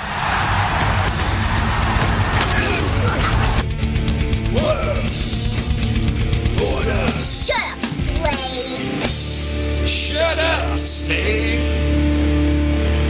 I was thinking about deplatforming over the weekend. Yeah. It works. I mean, it works. Well, when's the last time you saw anything on television, mind you, about Milo? Oh, Milo definitely got sidelined. When's the last time you heard anything on television about Alex Jones? Just recently. Only because he showed up at the hearing. That's the only thing you heard about him just recently. Yes, this is right. And that's what made me think about it. Like this deplatforming. I mean, I know how to listen to Alex Jones if I want to, but he's not in my mind at all. I don't think about him anymore. Laura Loomer, who chained herself to Twitter's front door in New York City. She's been Loomerized herself. Yeah, but also, I mean, what happens is, and if you notice, by the way, these people who get deplatformed, the only ones that matter, and you should pay attention, and I think I'm being protected in hindsight, is those with a check mark. The check marks, I believe that there is a tracking mechanism going on. It's very unclear how these verified check marks work. I've tried for years. I gave up on it, and now I've always said I think I'm kind of happy because it seems to be the mark of the beast, but it really is. And they're tracking. Anyone who's a journo in the school newspaper gets a verified check mark. So they are clearly tracking mainly news and those who spread news and who are influencers, and you're one of them. You are a columnist, a journalist, an influencer, and without my check mark, I am. You're a nothing. You're a nudnik. No, I'm a non-playing character. I'm an NPC, and I'm an NPC in the big game of Twitter. Oh, NPC. I'm completely unimportant. No matter what I do, I'll never go away because I'm an NPC. I'm just meant to spin around. Oh, you're saving the day then. Yes, it's a game with real consequences. This is when you step back. It's like if you're not on Twitter, if you get deplatformed mainly from Twitter, you're gone. Your career is over. Laura Loomer, you're right. She Loomered herself. She's gone. She is just gone. And somehow there's some big game, and it interacts with the mainstream media in the United States for sure. And if you got a check mark, you basically have a target on you all the time. And you have to be very careful. Well, I'm very careful. Oh, I know you are. But even though, I mean, that's why we took the bullet thing from the art. We removed it and used the other one. Damn, we succumbed. We succumbed to the. No, there's certain things you got to do. You just have to play. Yes, you have to play by a certain set of rules. We get around most of them because we have no advertisers telling us what to do, or no corporate guy. Hey, you can't do that. We have to self-police. Yeah, we do. But we can self-police in favor of our listeners and producers because, and I'm going to say it, at the end of the day, that particular piece of artwork wasn't that important. No. Oh, no. We make choices. It's actually, let's just stay on advertising for a moment since you brought that up. Something new is happening. Everyone's all aflutter about it because finally we're bringing spying to podcasts. I could not be more proud, everybody. Way to go. Oh, yes, we're bringing spying to podcasting. We're now going to spy on you like the big boys. This has been a project mainly of NPR. I follow all the podcast industry news and the big complaint about about advertising and podcast is there's no way to track it if someone just downloaded it. Did they listen to it? How much did they listen to? We don't know if the message is getting out. So first, the industry came up with some agreements as to what a download is, which I question. But it's okay. At least it's an agreement that's no better or worse than the Nielsen rating. Nielsen. But now they've gone completely stupid. And they decided, no, we're going to make it so we can really track how far in you're listening to this. And this falls under the protocol RAD. It is now version 3 of RAD, which is remote audio data, being the data that you are giving remotely. And the way it works, oh yeah, they have a framework, which is on the GitHub. And this is NPR, and I think they've implemented it in their NPR One app. Well, they're going to be highly disappointed. The results. Well, that's one part of the stupidity of it all. But they also have this idea that here's my framework. Please put it into your podcast player so the industry as a whole can track and see. Because what you really need is two pieces: the production, the MP3 itself, in the ID3 tags where you put in the title and the artwork. And oh, by the way, I noticed that my recording software had defaulted back to only the author who registered the program I use, Hindenburg. So instead of Adam Curry and John C. Dvorak, it just said me. I don't know how long it's been doing that, but someone alerted me to that. But then you add a special little tracking URL or multiple tracking URLs so that when your player hits a certain mark that you also have to put into the podcast, it'll then hit that URL. And then it will say, hey, this guy over here listened to this point in this podcast. And you're going to hear and this is why I pulled these clips. This is the guy who's really on the implementation side. He's not on the content creation side, and he says a lot of things he shouldn't. He is not the guy to communicate this because it sounds like you're just being creepy and spying. And in fact, that's what you're doing. And it's going, as John said, you're going to be very disappointed when you find out how many people are actually listening, and to have the gall to say we won't know who you are when this takes place is just a lie of epic proportions. That is a lie. There's IP addresses that you can figure it out. You'll know what phone you have. A lot of people. Oh, yeah. This comes from phones. Well, it's like when you have a blog number. And you go to the back end of it. It tells you what browser people are using, where they're coming from. No, it'll give you your unique device ID because it's mainly a phone. I mean, all this stuff is just given to you through the HTTP request itself. I'm paraphrasing, but believe me, this is possible. Here he is. Brian Moffat of NPR explains. Okay, so the challenge in the podcasting space over the last decade is... Hey, John, the challenge in the podcasting space over the last decade is really about what's the download, who's listening, Okay, so the challenge in the podcasting space over the last decade has been all of us have been circling around a better definition of a download. And this is largely because most of the places where people listen are not places that, we control the distribution. So it's Apple Podcasts is the largest, and you've got a bunch of other apps. Now listen to what he says, something interesting about who controls the distribution. And he views the podcast app as the person or the entity that controls the distribution. And I disagree. Why? Because they don't control whether something is, whether you can get it or not.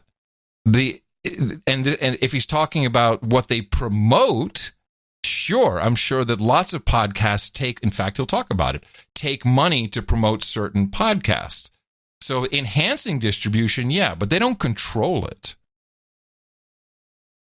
Okay. But iTunes doesn't host our file. I'm just saying. We control the distribution. So it's Apple Podcasts is the largest, and you've got a bunch of other apps that distribute our content for free. And so all we know is that somebody requested the file. Now listen to how he's talking. He's talking about his content, his NPR's content. He's not talking about anybody else but them. And we know if the bytes were delivered successfully to that user, and that's kind of where we are with the IAB and the common definition known as IAB v2, so we can all speak the same language about downloads. That's been great. It's, I think, a huge step forward for the industry that we all have that definition, but we know there's downloads that don't get played. All you got to do is look at your own behavior. There's so much good stuff out there that you don't quite get to everything. We have good research that says people listen to most of what they download, and that's been great. But what we want to get at is a way to understand from all those places where our podcasts are played, which files that were downloaded actually got listened to. And I think it's really important to interject here. We're not worried about who listened to it. We're just worried that someone listened to it, because that's the information we don't have, and that's all we're really looking to get.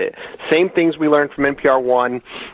What kind of engagement are we getting with this content? Is it worth the distribution deals we're making with all these different platforms? Are people listening to what they download? Do you hear that? The deals we make with all these. So NPR is apparently paying podcast apps to highlight their content. Yeah. I didn't know that, and so there's only but there's only a few of them out there. There's not that many that are being By the way, used. as soon as he starts talking about this, we don't care who it is. I'm thinking, okay, opening the door. Because what else are these click farms out in the Philippines and India?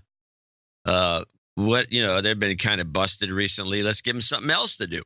Oh, yeah. And it's just URLs. It's not that hard to replicate. In fact, here's his technical pitch. So in a quick overview, what we're talking about with remote audio data is actually very, very simple.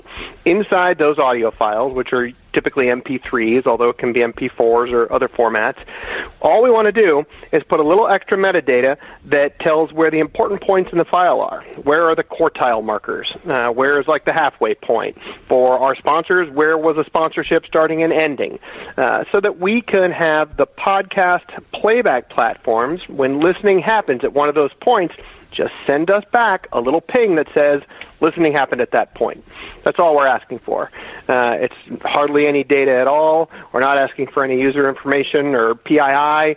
It's simply somebody listened at that point in that file, and that's the basic metric we're looking to get back. Yeah, I'm very against this. I don't want anyone knowing what I'm listening to.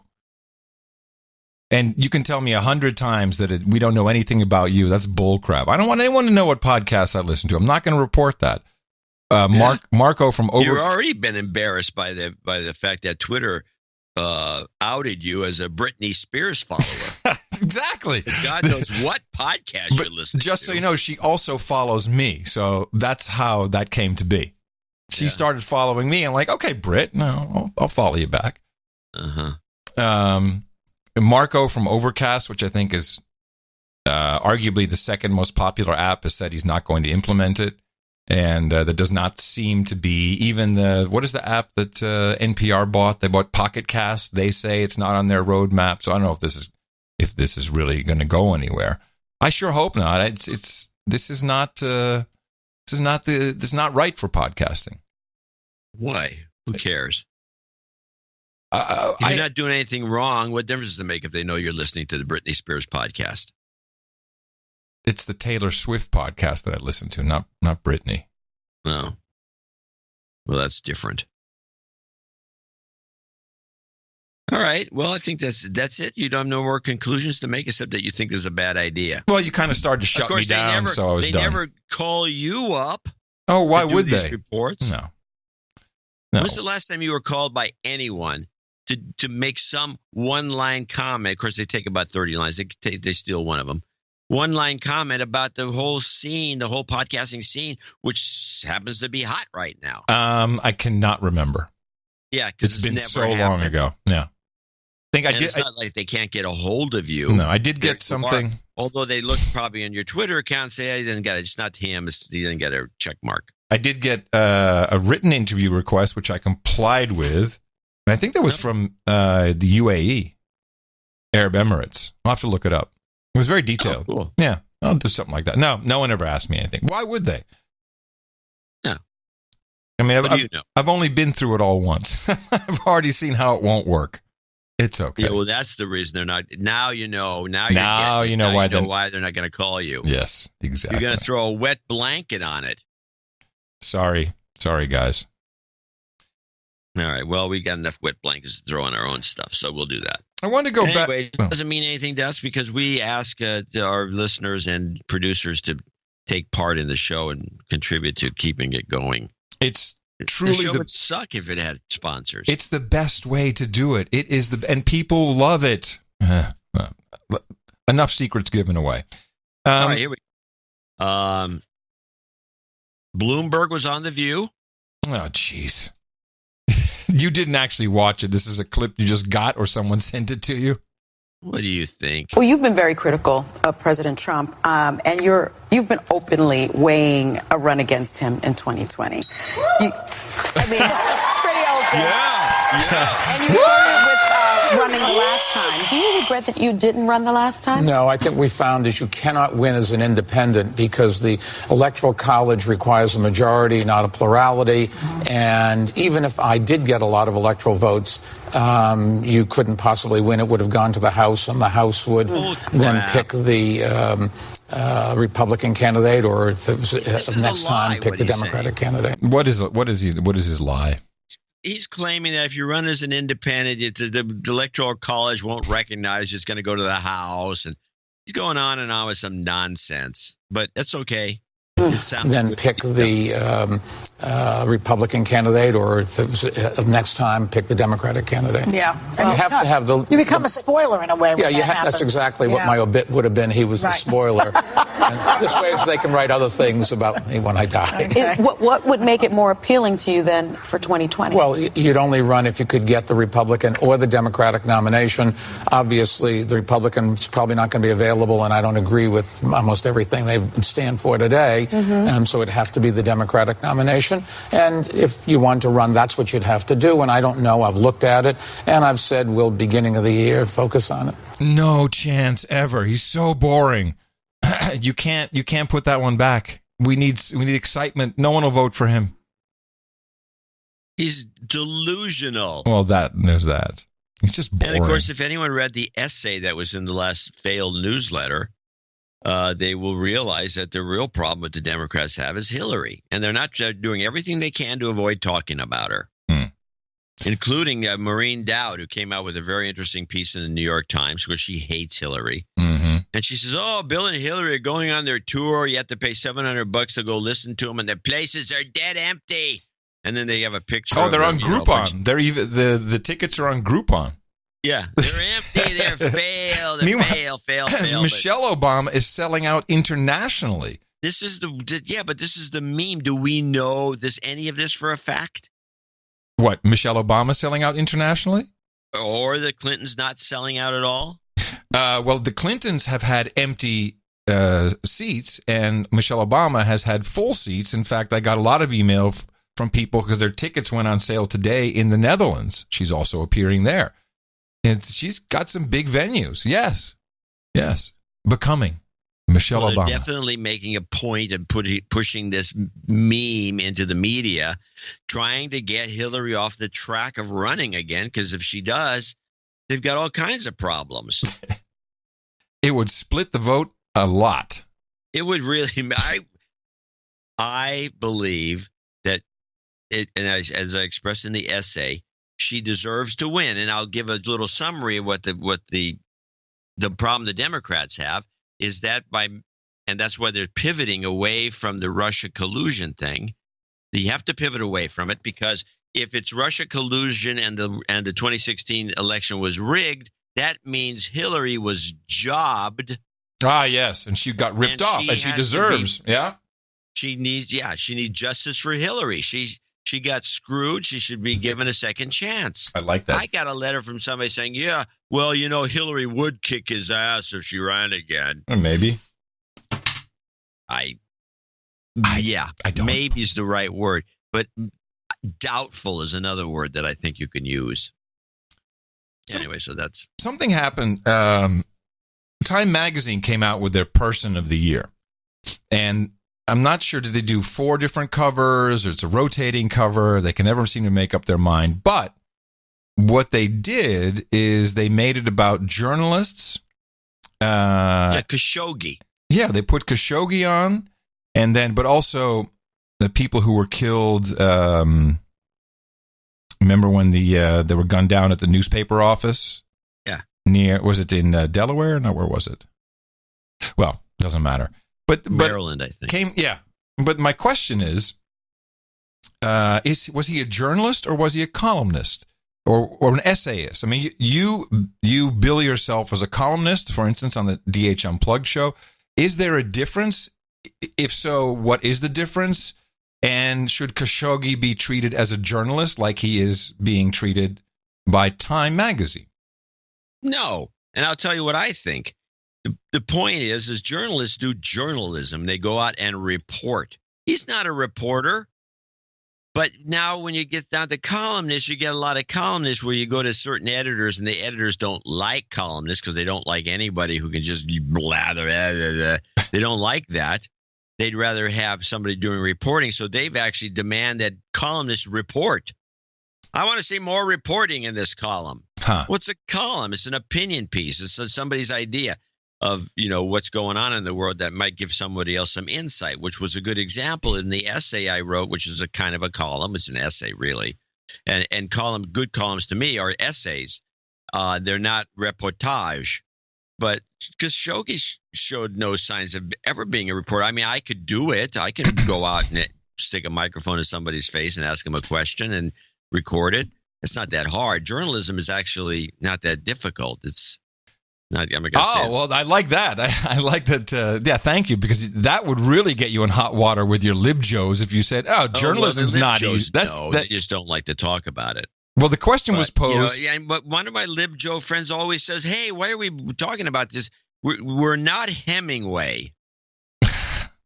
The question of journalist versus columnist was posed to Professor Chris Chambers, professor of media studies at Georgetown University, and this was on RT. His answer, as you can imagine, differed from what you just said. Okay, Professor, I have to tell you, it's great. Do you think this is a good thing for Time to actually recognize? I think so. I mean, it's about time, because we're entering a very dark time in terms of getting information out there, people relying too much on gossip and innuendo and fake news. And seeing that this is a dangerous profession, and people need to see that, I think. And I think this was a great choice for them. And I don't think it was gimmicky. Gimmicky probably would have been Robert Mueller or somebody like that. I think they took the hard way, for this. I mean, they could have gone with Robert Mueller or somebody like that. They went with this, and I applaud them finally for doing this. Absolutely. Now, to put all of them together, though, I think the question that a lot of us, especially if you were a journalism student and you watched the news, you have to question, is there a difference, though, between being a columnist and a journalist? And is that kind of not necessarily defined amongst these 4 covers? Well, I haven't read the companion piece yet, but I think what my opinion is, they're trying to find a common language that everybody can kind of hook look into and not make these fine distinctions. Now, what I tell my students is that the minute somebody puts a bullet in your head, you're probably a journalist. Because if you're a columnist, I mean, some of the people at the Gazette were columnists. It's presenting information, whatever platform or outlet you use, be it, your opinion and personal essays or going for hard exposés. You're doing something that upsets some very powerful people. And rather than having them debate you on that, they send a group of assassins after you, or they go crazy and walk into your office and blow you away. And I think that once you take a bullet or a knife, I think everybody is pretty much a journalist at that point. Wow. How wrong could you be, John? Once you take a bullet, then all of a sudden you're a journo. Huh. I thought that to be interesting. Now, he really only wrote for the Washington Post for about a year. It wasn't all that long. And Sibel Edmonds, who typically news bud, I don't look at what they're doing over there usually, just not enough time in the day. But Sibel Edmonds, when it comes to Turkey, she knows what's going on, and she's been filing for the past 7 or 8 weeks a lot of reports about Khashoggi from Turkey, and she has not done anything final. There's no clips to listen to from her reporting, at least. But she says she feels that this was definitely some kind of operation, but not from the Saudis. She believes it was the Muslim Brotherhood, and mainly from Qatar, because with all these changes with the Saudi royal family, Khashoggi basically chose the wrong side. But he chose the anti-MBS side. But in the week before anything happened to him, whatever it was, in his Arabic publications, according to Sibel Edmonds, he flipped and he became much more positive, and he really wanted to go back to Saudi Arabia. And the thinking from Edmonds is, and she worked for the FBI, she was a translator, she had very high security clearance, and she's been a whistleblower on this stuff for a long time. I think she has credibility in this area for sure. That she believes that it was the Muslim Brotherhood, and in particular the Qataris, who just jumped out of OPEC. Let's just add that there. There's all kinds of problems between them and Saudi Arabia. They didn't want Khashoggi giving the Saudis any intimate details about their operation, and that the fiancé who brought him to the consulate, who we've never heard from again, where are the interviews with her? Have we seen anything from the fiancé? He just got married for the second time. He had 2 wives already. And this was now his girlfriend in Turkey. And what the Newsbud people allege is that she was a honeypot to get him in. And that's where things were taken care of. But for some reason, she feels it was not Saudi Arabia. It was the Qataris, and in particular, through Muslim Brotherhood affiliated groups. So I'm kind of looking at, we already, I think, asserted that Khashoggi may be some form of spy.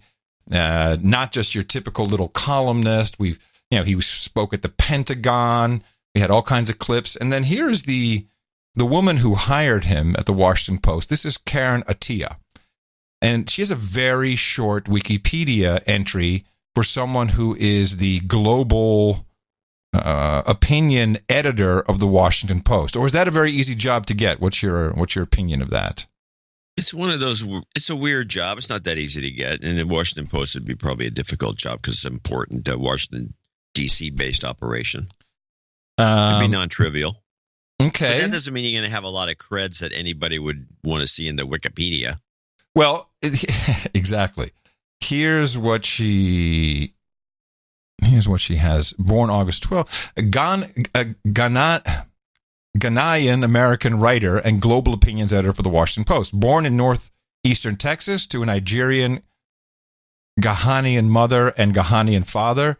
After a bachelor's degree at Northwestern University, Attiah won a Fulbright scholarship to study in Accra, Ghana, and obtained a Master of Arts from Columbia University before joining the Washington Post. That's a pretty quick timeline. Yeah, it's very spooky, too. Yeah, well, this is exactly what I was thinking. I'm thinking Spot the Spook, maybe. A spot the spook, Everybody wants to spot. So let's see if we can put it to the test and listen to the words she's using or that are used with her in regards to Khashoggi. I mean, it does seem fitting. And oops, this one here.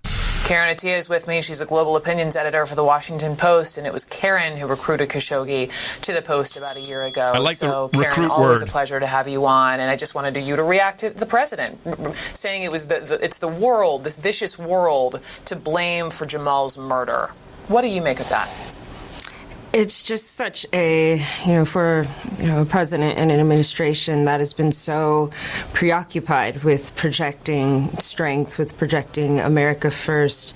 It just is such a sort of weak and cynical statement, and it denotes a sort of helplessness in the face of human rights abuses, of repression, and says nothing of our role in, at least in this case, in the case of Jamal's murder, in the case of the.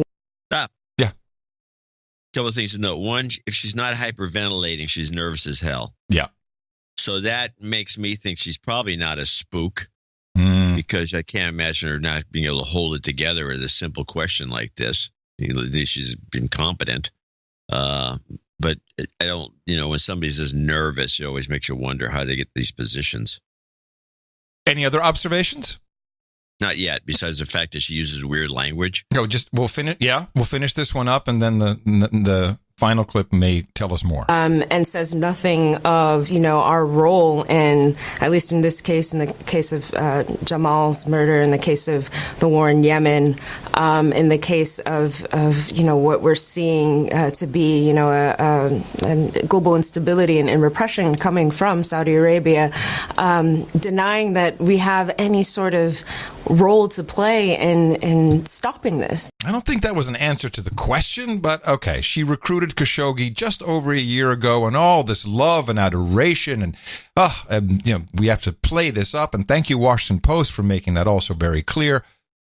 And then we get to the flub where the truth always wants to come out. 1 minute clip of her with Anderson Pooper. I mean, it does seem fitting and also incredibly sad that his last column, would be about freedom of the press in the Arab world. It's fitting, but it's in our time working together, especially in the last several weeks. You hear the difference in her voice now? A little bit. Yeah. He was very, again, he would come into the office. We had lunch a couple of weeks ago, and he was very adamant about wanting to do more in Arabic. He wanted to create a sort of, International Herald Tribune for the Arab world. The International Herald Tribune for the Arab world? Isn't the IHT, isn't that a known CIA publication? Well, it's propaganda. The IHT was always, I don't know how much propaganda. I've had material in there. Propaganda. It was always a joint venture between the New York Times and the Washington Post, which is sketchy if you think about it. Yeah, yes. And I think it was recently, the Washington Post was kicked out and the New York Times took it over. Mm-hmm. And I could be wrong. It's one of the two. All I know, it's not what it once was, which was this joint venture. And if you want to say that it's a mouthpiece for the CIA because they message overseas in it, because it's something you buy when you're in London, you're floating around. If you're a traveler, you pick it up because it's good. It's got a summary of everything. And if you want, by saying that it's a mouthpiece for the CIA, you have to be saying that the New York Times is too. Right. So, but why would this even be the topic of conversation? Just seem like an odd thing to say, I really want to build the International Herald Tribune for the Arab world. I mean, is it relevant anymore? No, I don't know. No, it doesn't matter. The flub is still coming. Wanting to do more in Arabic, he wanted to create a sort of, International Herald Tribune for the Arab world, and I think that he really he wanted to be free. He just saw how journalism was being smashed around the Arab world, and so it was something that he's really pushing for, very pushy about. He wasn't a very pushy writer at all. But on this note, it was something that he was really passionate about, and to the point where he'd say, Karen, I would do this for free. Just let me do this. I'll set up editors. I'll figure it out. And we were discussing even setting up some sort of newsletter, perhaps, that he could helm and take charge of. And so it is poetic, and it is fitting that this would be the last column that I would edit for him. The truth always wants to come out. It's so fitting this would be the last column I'd write for. It's fitting that this would be the last column that I would edit for him. And there's this long silence. Karen Attia, I appreciate you joining us. Thank you. The video is great. It's in the show notes, nashownotes.com. You can see she realizes she made a mistake, and she does this big gulp, and Anderson's just looking at her all starry-eyed. It wouldn't surprise me that he was a front for somebody else's writing. Yeah. She was ghostwriting for him. That wouldn't surprise me. It's not unusual. You have some brand name person. Right. Next thing you know, they have a column, and somehow they've become pretty good writers. How does that work? It's not that easy. It's easy just to write aimlessly, but to piece things together so they're well structured and you're not all, a mess. Right. It's not that easy. And turns out with most editors, and a lot of them will tell you this too, I feel this way myself. Sometimes it's easier for me just to write. Somebody wants to write something and they can't write. Let me just do it. Oh, I'm not arguing. But you put all the pieces together. He's the cover of Time magazine, a columnist who wrote for a little over a year, probably didn't write his own material, as you point out. Why? What symbol? Why is this being played up, in particular by everything connected to the Washington Post? What is the point? I have no idea, but I think that if the first clips that you had are worth considering by not clips, but the discussion of that woman who's the investigative reporter with creds. Yeah. That this was an operation. Because, MBS did arrest, have most of these people, and the only time that we've heard that, they're all associated with him. Yeah. Well, we got that from our news sources, and it could be bullcrap. I've never heard it from him. No. And they're probably going to be executed. Now, the question that comes to mind immediately is, how does the Muslim Brotherhood get inside the consulate the way they did, and then grab this guy and kill him without the consulate being implicit, which is possible because the Muslim Brotherhood is they're everywhere. They're everywhere in this a subversive operation. Well, we've only heard a story. And the story, we don't know anything. Right, but Trudeau, back to the interview with Trudeau, was asked about this, and just listen how the story is now fact. I want to move to another thing that happened at the G20 when you took some time to meet with the Saudi prince, the Saudi crown prince, MBS. Did you realize he had met with the Saudi prince?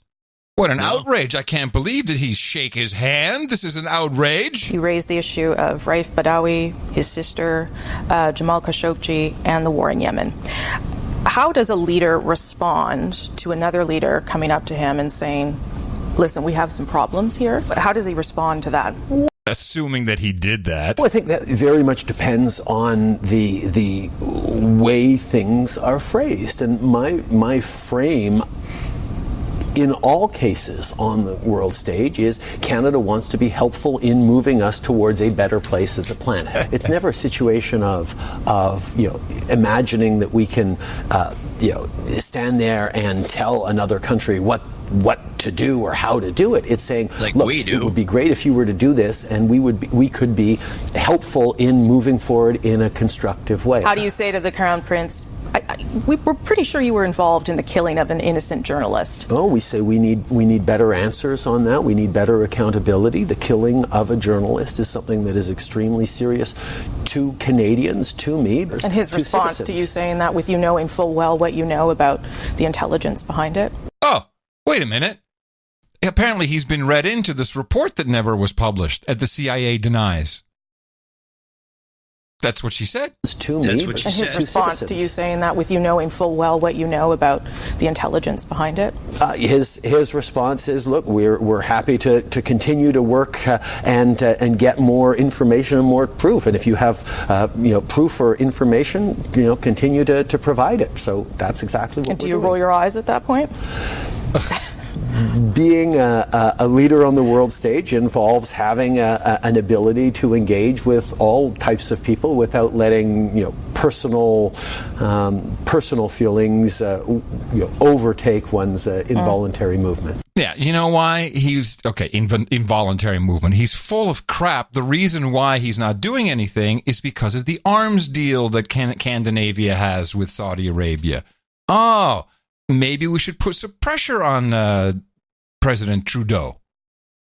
Prime Minister. What is he? Well, I'm sure that reporter asked him that immediately. Yes, she did actually. You said you also made it clear to the Crown Prince that Canada stands up for human rights. How can you say that to him, knowing that we are still selling those light armored vehicles? Is there not a contradiction in that? This is a question that comes up not just in regards to... Now, I'm just trying to wrap my head around this question. So Canada stands for human rights. I think what she means is, because we stand for human rights, we won't allow any business dealings with Saudi Arabia because they killed a journalist. But the actual business dealing is about weaponry that helps kill people. So where is the human rights in this? I can't put my head around the whole concept. Yeah, it is funny. It's an ironic, you said you also question. That's truly, this is the definition of irony right here. Made it clear to the Crown Prince that Canada stands up for human rights. How can you say that to him, knowing that we are still selling those light armored vehicles? Is there not a contradiction in that? This is a question that comes up not just in regards to Saudi Arabia, but in regards to a broad array of countries that have different levels of defense of human rights than Canadians have and Canadians expect. We try to look for constructive ways to have relationships that lead us to being able to be very frank on human rights, while at the same time look for a way where you're not, sort of shaking your fist at someone and saying, you've got to change, in an expectation. Yet, please, everyone yell and scream that the United States does have to act that way. What a douche. But that alone will have them change. He is a Is the douche. contract impossible to break? There are reflections ongoing around. Can we break the contract? Oh, there's reflections going around. Don't lie. So just so I'm clear, though, the contract could be broken. It's possible. As I highlighted, the contract has particular provisions both for confidentiality and around significant penalties in the billions of dollars. And it was a contract that was signed by the previous government, and we are looking at it. Obviously. Yeah, in other words, we're not going to be stupid. We're not going to call for end to arms sales like the idiots in America, in the United States. That would be stupid. No, we're just going to keep selling it. Very good. And, of course, we have the question about the tape. And we all know that everyone's been read in. Everyone's has heard a copy. We all know what's going on. But yet, is there really a tape? Have you heard the tape, or have you been briefed on what that tape is? I have been briefed on what the tape is. And what was that like? Obviously, it's something that intelligence communities have taken and listened to and worked with, and is part of our reflection on getting real answers. But could you characterize it for me? I'm not going to characterize that. Horrific? I'm not going to characterize it. There's no tape. Well, there could be a tape that is. Why wouldn't they? Here, if I was part of this scheme, whatever the scheme is, I'd just get a bunch of actors together and produce a tape. Yeah. Another guy, somebody screaming, another guy, then muffle it so it sounds like, it's like in some guy's pocket, the microphone. Yeah. I don't think it's too hard to produce a tape unless it's a videotape. That would be tough. Well, where's the videotape? You know what there is? There's nothing. There's nothing. At the very beginning, they said there was a video. There's not even a body. We don't even have a body.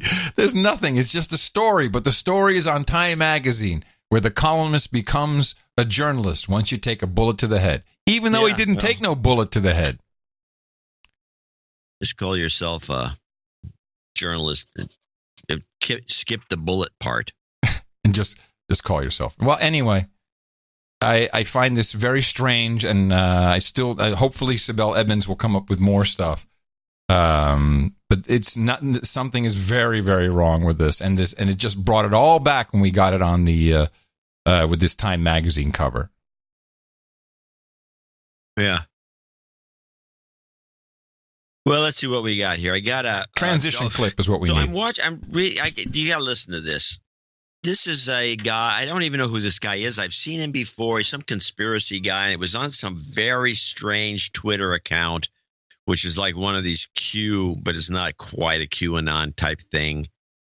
And it's this guy explaining he goes, I just found it fascinating because there's so many holes in this story. And it doesn't really make any sense, and it's almost worth discussing just because it's so crazy. This is the crackpot Berg. This guy talks about Bergdahl and how it's a background on everything that's going on and what's really happening. And some of it might be true, some of it doesn't make any sense. But play this crackpot clip. The real reason behind Bergdahl's release. Bergdahl was released in exchange for 5 Taliban generals in order to cover up the Obama-Hillary Stinger missile sales to Libya. So here's the real story. Ambassador Stevens was sent to Benghazi to secretly retrieve U.S.-made Stinger missiles that the State Department had supplied to Ansar al-Sharia in Libya without congressional oversight or permission. Secretary of State Hillary Clinton had brokered the Libya deal through Ambassador Stevens and a private arms dealer named Mark Turi. But some of the shoulder-fired Stinger missiles ended up in Afghanistan, where they were used against our own military. On July 25, 2012, a U.S. Chinook helicopter was downed by one of them. Not destroyed only because the idiot Taliban didn't arm the missile. The helicopter didn't explode, but it had to land, and an ordnance disposal team recovered the missile serial number, which led back to a cache of Stinger missiles kept in Qatar by the CIA. Obama and Hillary were in full panic mode, so Ambassador Stevens was sent to Benghazi to retrieve the rest of the Stinger missiles. This was a do-or-die mission, which explains the stand-down orders given to multiple rescue teams during the siege of the U.S. Embassy. It was not the State Department, not the CIA, that supplied the Stinger missiles to our sworn enemies, because General Petraeus at CIA would not approve supplying the deadly missiles due to their potential use against commercial aircraft. So then, Obama threw General Petraeus under the bus when he refused to testify in support of Obama's phony claim that a spontaneous uprising caused by a YouTube video that insulted Muslims. Obama and Hillary committed treason. This is what the investigation is all about. Why she had a private server in order to delete the digital evidence. You know, this not so crackpot, I've heard this theory, and I know, I can't remember the guy's name who does this podcast. It's on YouTube, I think. It sounds very plausible, and this is what I've heard from many people. If you say that, what's Bergdahl and the 5 generals from the Taliban have to do with any of it? That part, I'm not so sure about. He throws that in at the very beginning to give us the. I'm not sure why. So when I hear that kind of thing, I'm thinking of this is one of those things where you start to you're throwing a chum in the water with kind of screwball stuff, and if you take this thing apart piece by piece by piece, you realize that none of it makes any sense. I think this guy's completely full of crap. I stick by our old thesis, which it was a kidnapping gone astray. The Stinger missile story. I'd like to get some evidence for that. If there's any evidence that one of these choppers was brought down by a dead missile that hit the thing, that part I don't know about. Inside, I don't know about I'd that. like to know how that happens. Didn't bounce off or anything. Okay. So what's your point? So you think this is a conspiracy theory and you think it's full of crap? Yeah. Okay. I've heard it. I've heard the serial number stuff. I have not looked at it because at this point, what does it matter? I'm going to show my support by donating to No Agenda. Imagine all the people who could do that. Oh yeah, that'd be fab. Yeah, oh no. Hold on. Can't hear you. What? At this point, what difference does it make? No, that's what I needed to say. Yeah. Or I think she says, she actually puts, the way she phrases it is just, it's a little different. Here Anyway, it is. Jeff What McGraw, difference at this point does it make? Hold on. Here it is. What difference at this point does it make? There it is. Yeah. What difference at this point does it make? Yeah. Jeff McReynolds is our top producer in the second half part of the show here for show 1094. $148.21 from Heath, Texas. He's going to be knighted. Which means we do have to read this. Yeah, we got to read it. I was saving this donation for the show 1100, but John's epic fail email sounded desperate. And desperate times need alcohol. Action. With this donation, I have now reached knighthood. It took me 3 years, but I'm finally here. So he's got some issues, which we'll take care of. He says, now for my fellow producers, what the hell? Fire up some donations. Don't let the M5M win. No Agenda is one of the most important shows in the podverse. Podverse. I don't know if I like that. Podverse. We're now in the podverse. Yes.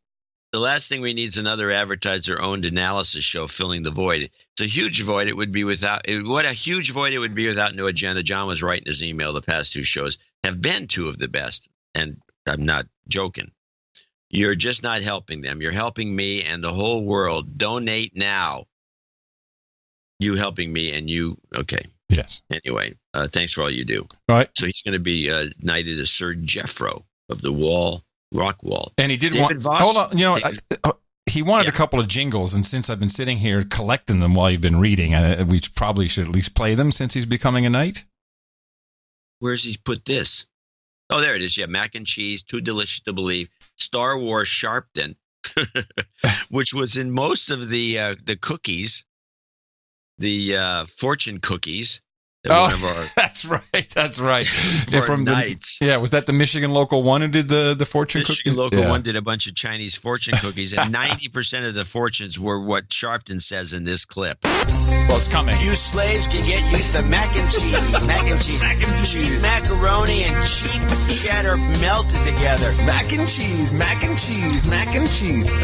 It's almost too delicious to believe, my friend. Star Wars. Everyone's going nuts about it. You've got karma. Maybe that's our ISO for today. So I had that's a good one. So I had these cookies at the dinner with the millennials. Yeah. And they opened it up. What kind of a fortune is this? not big listeners of the show, huh? It's very funny. It's too bad the cookies. There's a couple of manufacturers in San Francisco that do this, because those cookies, I don't know where you got those, but they're terrible. Anyway, David Vossen, $144, belated Hanukkah donation, 144 from the Night of the Shape-Shifting Jews. Thank you. Please play my song at the end of the show if there's time. Yeah, I'll do it. John Harvey III, 125 from Nashville, Tennessee. Recent shows have been outstanding. Sir Ever of the Watt, 12345. Another Michigonian, apparently. Sir James in Las Vegas, Nevada, 12345. David Bowker in Nashville, Tennessee, 12235. He's got a birthday call out for himself. Like yes. Birthday. Yep. Got it. Sir Vito, the Mountain Wop in Evergreen, Colorado, 111.73. Merry Christmas. Robert Marsh, 111.11. Hope this drunk donation helps. I don't know what Robert Marsh that is. Laura Wilson in Sammamish, Washington, 111.11. Sir Schwartz in someplace, Langfeld, Denmark, or I don't know what, I can't see because it's a bunch of characters. Mm-hmm. Lang something. Langlauf. Langlauf? I have no idea. Langley. Sir Brian Watson of the Grove in Sugar Grove, Illinois, 109.40. Anticipation of an outstanding show, 1094. You got it. Sir Milkman 10101. Sir Sean Mayock, North Carolina. Moyock, North Carolina. Really? 100. Andrew Murray, Playa del Rey, California. 100. Randy Carson in Pahrump, Nevada. 100. The whole area where there's lots of whorehouses, or used to be. Woohoo! Dan Homer, how would I know? Dan Homer in East Lansing, Michigan. Robert Tennant, that's $100. Also Robert Tennant, 100. Ian Trimble in Baton Rouge, Louisiana. Watch out for the foamers, he says, 100. Julie McNeil in St. Gabriel, Louisiana. Interesting coincidence. Also 100. Sir Benjamin Rogers, 100 from Boone, Iowa. A lot of hundreds here. It's interesting. And anticipating Adam Curry's first visit to Des Moines. Yes. He already set up a meetup. Well, don't you remember we announced that? Yeah. Yeah, it's in the works. Yeah. February 22nd. It's kind of an insult to the Texans who have been waiting all these years. Sir Matt Eskridge in Seattle, Washington, $100. Sir Corwin Underwood, $100 from Hamilton, Ohio. It's been a long time. Does he need douching now? Mm-hmm. Oh, he's got it. Wait. This donation, he's got something. What is this? Have we missed one? He wants to protect. He's full Baron. Upgrade. It's not on the list. Yeah, neither was Sir Chris Spears on the list. Okay, Sir Corwin Underwood and Baron of Southwest Ohio. Hold on a second. So, Sir Corwin Underwood, and he becomes Baron of... Okay, got it. Southwest Ohio. Kurt Kubal in Wayzata, Minnesota. Nuts. 99.99, along with John Foley in Chicago with 99.99. Ryan Gilo, 9009. The two perky fake boobs. With some jobs, Karma give you that at the end. D.H. Slammer sent a note in with some interesting, with a nice. He did. He actually, I have it here. He needed, here it is. Karma. Yeah, he said, in the morning, Crackpot and Buzzkill, if you wouldn't mind breaking for this Baron. Of course, we break for Barons. Unfortunately, emergency jobs karma is in order. If you could see clear to administer an on-the-spot jobs karma in the second donation segment, where my jingle requests usually do not get played, for my 9009 two perky boobs donation, that would be appreciated. Of course we can do that. Jobs, jobs, jobs, and jobs. Let's vote for jobs. You've got karma. John Clegg in Sunset Beach. 8888. Patrick Brandon, Bakersfield, 8686. Anthony Coble in Bismarck, North Dakota, 8008. Jeffrey Schwab, 8008. Nicholas Black, 8008.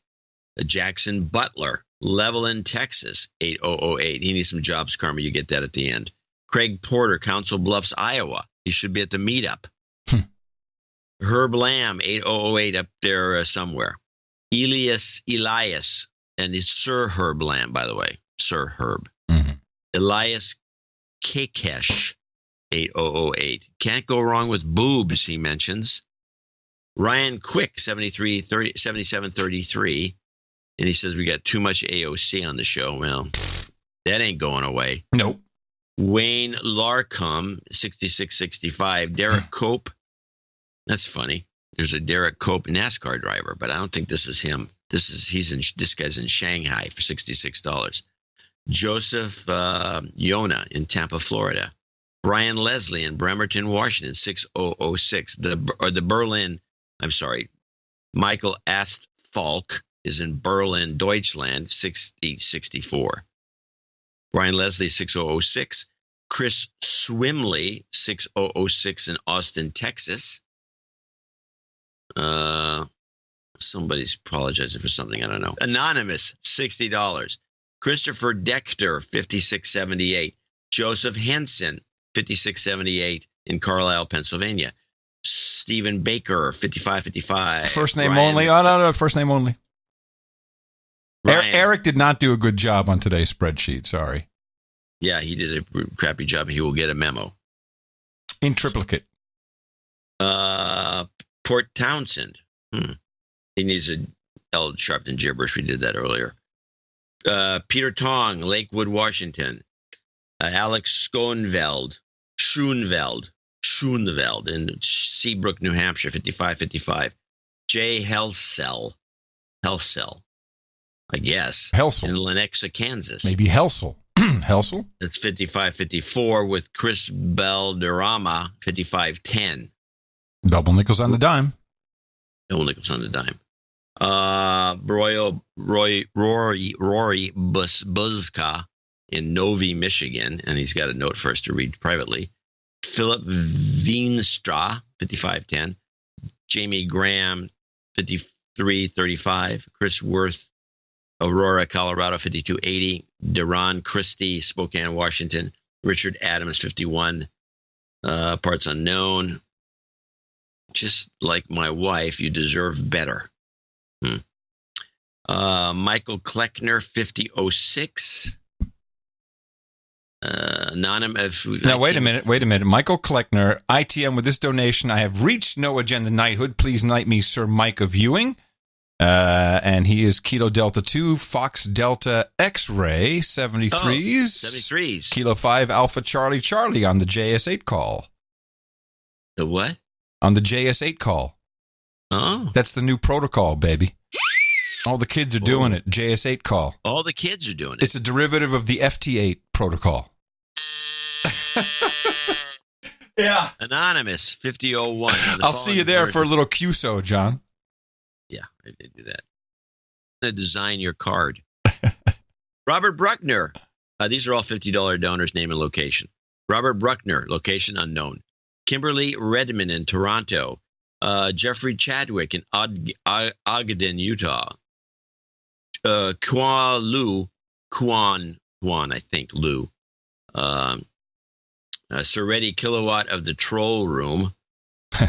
Eric Hoff in Edmonton, Alberta. Alan Peterson. John Hawley in Blaine, Minnesota. Max Turnquist in Somerville, Massachusetts. Jonathan Ferris in Liberal, Kansas. Sir Crack,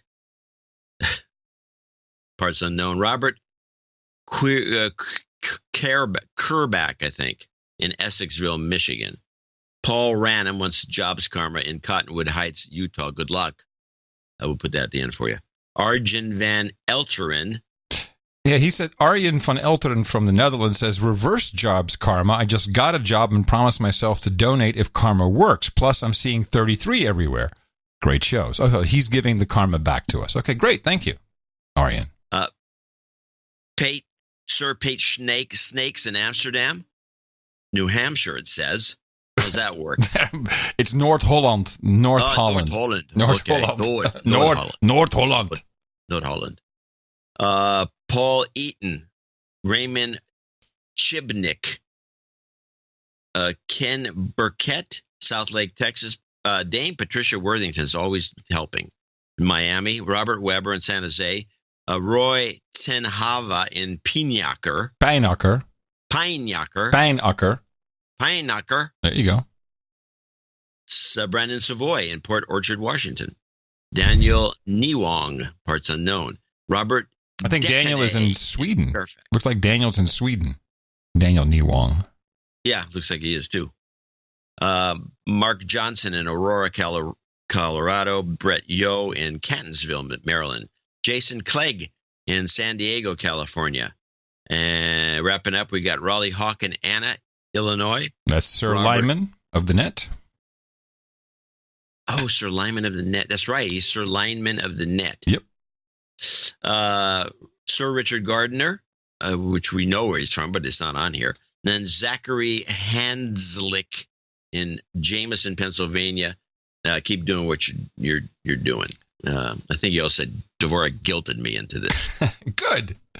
Well, these 50s are really nice. Thank you very much. And I think that's an appropriate value for value consideration when you think about going to the movies with two people, popcorn and a drink, and before you know it, it's $50. You only get an hour and a half in a dark room with a bunch of smelly people. Maybe you have a nice date. We can't really give you any of that, but look at the content you're getting. You're getting almost 3 hours here at the No Agenda Show, and that's all we ask for, is that you consider what is it worth to you, and that's how our value for value system works, and we really appreciate it. Also, everyone who came in under $50, either to be anonymous or you're on one of our programs, those are the ones that eventually will have a nice base for us. It takes a long time to build up a base with 11, 11, and 33s, but we really appreciate it. And as you'll see, there are also people who make it to knighthood easily, although it takes them 10 years, but they had no problem doing it and are very happy, and I think we're knighting a couple of them today. Also, some notes. Got another emergency jobs karma from Sir Peep Slayer. Could really use it. Be sure to tell the douchebags out there they need to chip in or go piss up a rope. Okay? We'll do that in a moment. Meetup. No. Do it immediately. Jobs, jobs, and jobs. Let's vote for jobs. Well, there you go. You've got karma. We did the karma immediately. Meetup. Sir Will Code for Coffee, a knight, obviously, proud producer. He says, would you mind announcing a meetup? Levi Brederland and I are trying to arrange in Edmonton, Alberta, January 19th. Ooh. That's interesting. Is it really cold in Alberta? Oh, are you nuts? But can we I was in Alberta once in July and it was snowing. Tina has some days that she's carrying over into January, and we're looking for some. Well, the 19th. It may not be the 19th might not work. The 19th of January in Alberta. That's where I want to go. By the way, I've been to Alberta a number of times, and I think it's one of the cutest little towns in Canada. It's not like, a spectacular beauty like Victoria, which is something to see, or even Ottawa. It's quite nice. It's kind of grimy in a funny kind of Midwestern way, and they have a lot of underground stuff going on. But there's something quaint and nice about Edmonton. I've always liked Edmonton. Well, it's scheduled for the 19th. Interested producers can get in touch with Levi San or Will Code for Coffee on Twitter, or No Agenda Social, or the discussion on meetup.com. That's where I would suggest you go. And Mimi will jump in as well. Then we have from Sir Ladyfingers, Baron of the Miami Valley, a peerage dispute. Adam, I discovered that my protectorate of the Miami Valley has been threatened during the latest executive/associate executive producer segment. Corwin Underwood of Hamilton has staked all of Southwest Ohio. How can I idly stand by when one of my subjects seeks to supplant me? Please redress this alarming situation. I willing to need some documentation. I need some notes on this from both parties involved, and I'll make a decision on behalf of the Peerage Committee. And all decisions by the Peerage... do it with alacrity. And all decisions by the Peerage Committee are final. Yes. And cannot be disputed. Very much like... disputed. They can be changed, but they can't be disputed. Well, thank you all very much. And as we had some requests for some F cancer and some jobs, let's do them both right now. Jobs, jobs, and jobs. Let's vote for jobs. You've got karma. It's your birthday. And we always like to wrap up our donation segment with a look at the birthday calendar. For today, we have on the list for December 13, 2018, Joshua Landon turns 39 today. Sir Code Monkey says happy birthday to his brother Zach Zeisler. He'll be celebrating tomorrow on the 14th. So will Sir Chris Spears. Jeffrey Hadwick will celebrate on the 16th. And David Bowker, his birthday will be on the 22nd of December. We say happy birthday from everybody here at the best podcast in the universe. And we got one sword here. If we can get your sword, we got some. There we go. We've got 1, 2, 3. No, yes, 3 knights. So on the stage, please, Stephen Taylor, Lindsay Adams, and Jeff McReynolds. Gentlemen, you all three today join us here at the round table of the No Agenda Knights and Dames, and I'm very proud to pronounce the Kate B, Sir One Guy, Sir Reginald of Peppy T, and Sir Jeffro of the Rock Wall. For you, gentlemen, we have the requisite hookers and blow. We got Rent Boys and Chardonnay.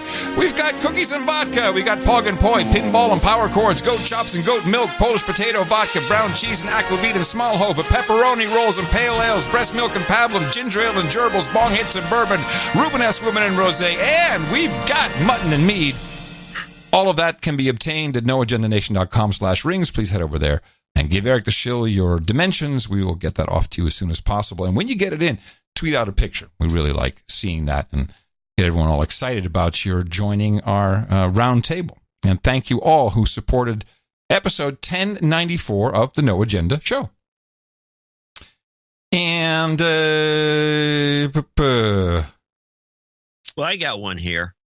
This doesn't get a lot of play anywhere, but this is like a disgusting story. And this was on CBS, but it wasn't on the nightly news, at least. Maybe it was on the yesterday's, but I didn't get it. It was like an add-on. If you go to the website, they have these extra stories that you can watch that looks like they were supposed to be produced. Looks like they were produced for the news, but they were never used. Yeah. And this is the Rockefeller, or in this case, Rickefeller hospital scandal. Patients and relatives of those treated at a famous research hospital here in New York are looking for answers tonight.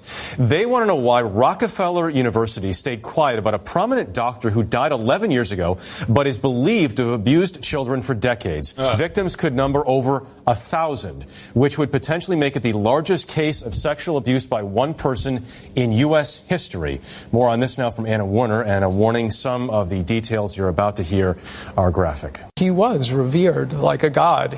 Matt Harris was one of thousands of former patients who saw Dr. Reginald Archibald as children at the prestigious Rockefeller Institute in New York City. Archibald was a highly regarded growth specialist who said he could help children who were not maturing like their peers. He was like going to be our family's savior. Archibald's research was supposed to help kids grow taller, but these former patients told us he sexually abused them. Harris was 14, Gail Coleman was 11, Robert Granado was 8, and Mitchell Schur was just 5. The entire time you're in the room there with him, you're naked.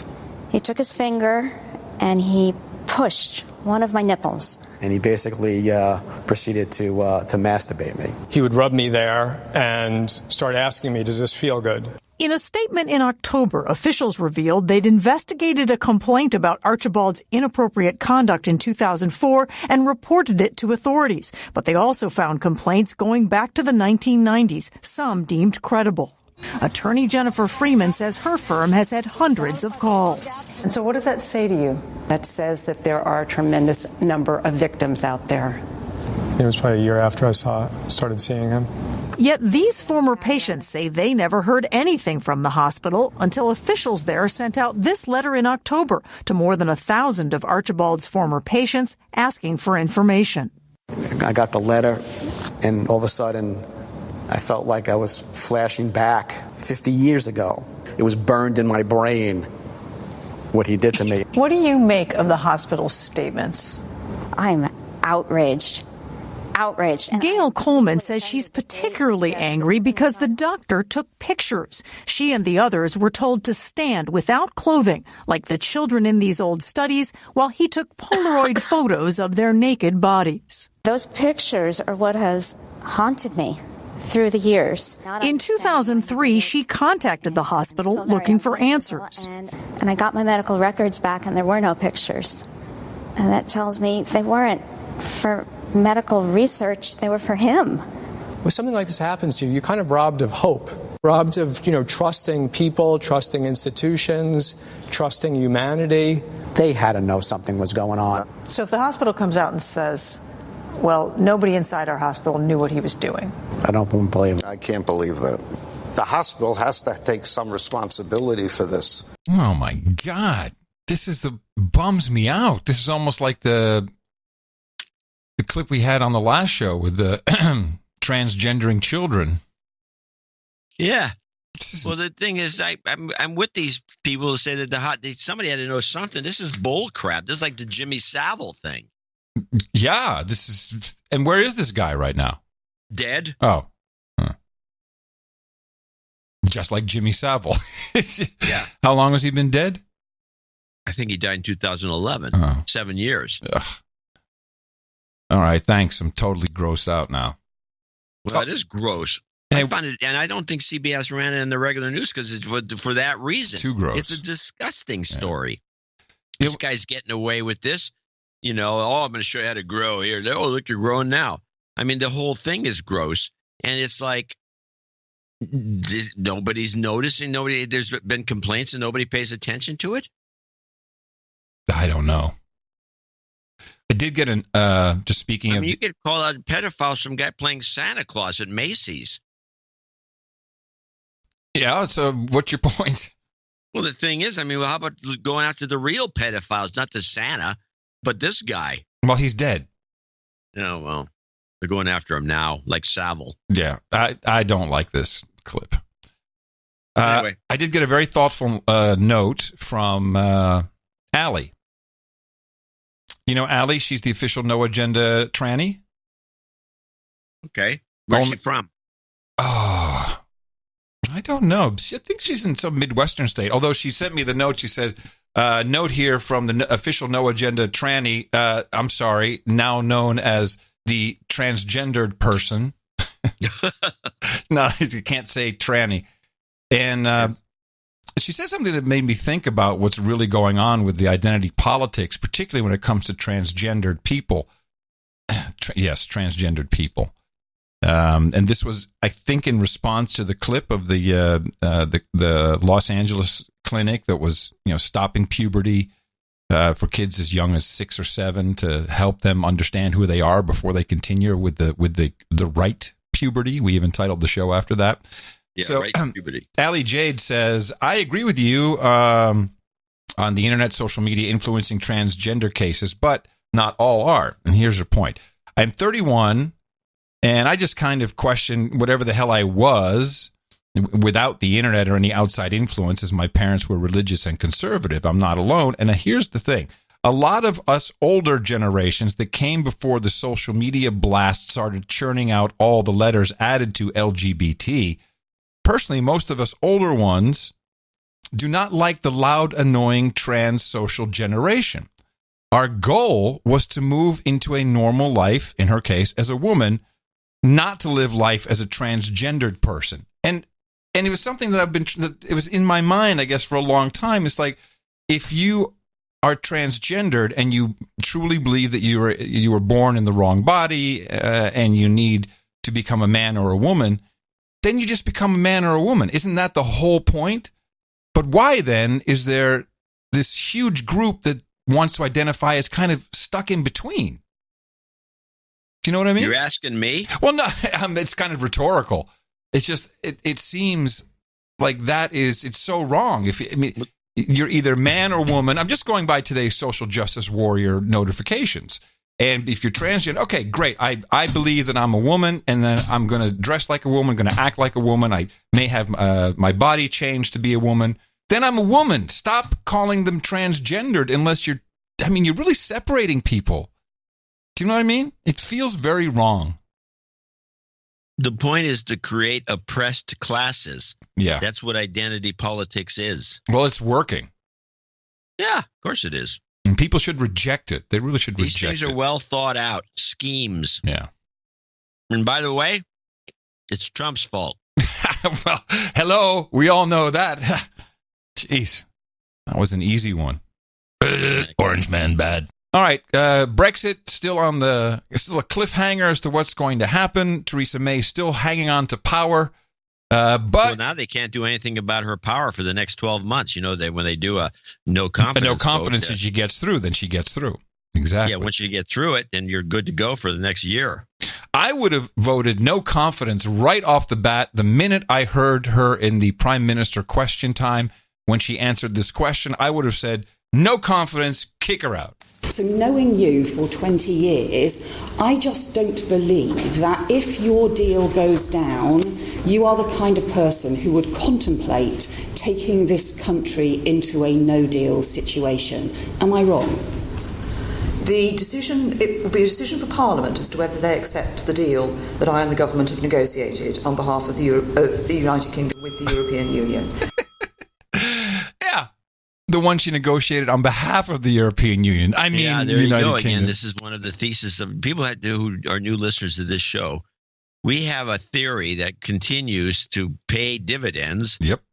Which is that the truth must always come out. There's a background for it that gives us belief that this is probably true, and that is people will slip up I guess it used to be called a Freudian slip, and then everyone laughed it off as a joke. Ha, ha, ha, Freudian slip.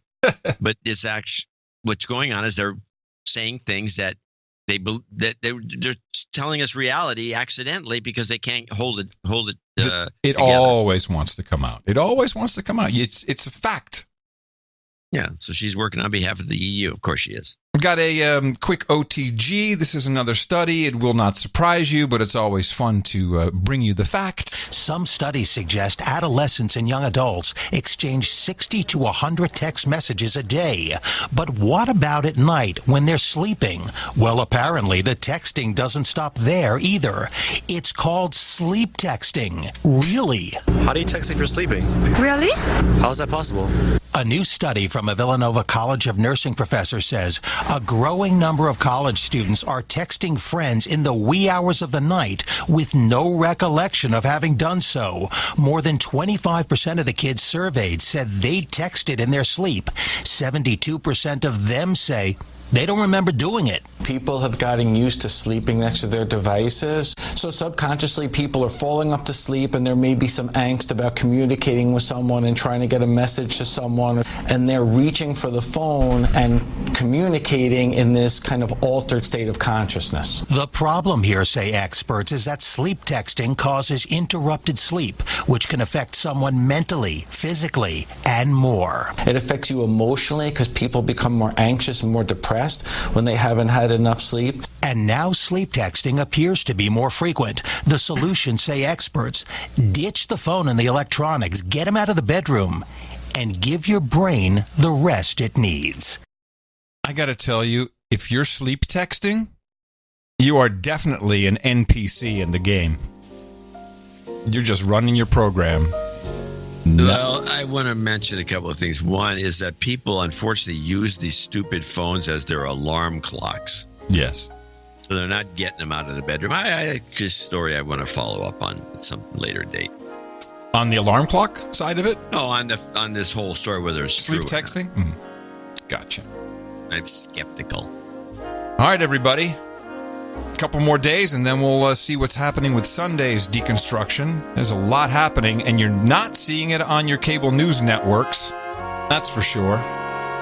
So forever scanning the airwaves of Pluto TV, Dan coming to you from downtown Austin, Texas, capital of the Drone Star State, FEMA Region 6 on the governmental maps in the 5x9 Pluto, here in the common law condo while it still lasts. Hello, Apple. In the morning, everybody, I'm Adam Curry. And from northern Silicon Valley, which is located in the original California, not some interloper, I'm John C. Dvorak. And we return on Sunday right here on No Agenda. Remember, Dvorak.org/NA. Until then, adios, mofos.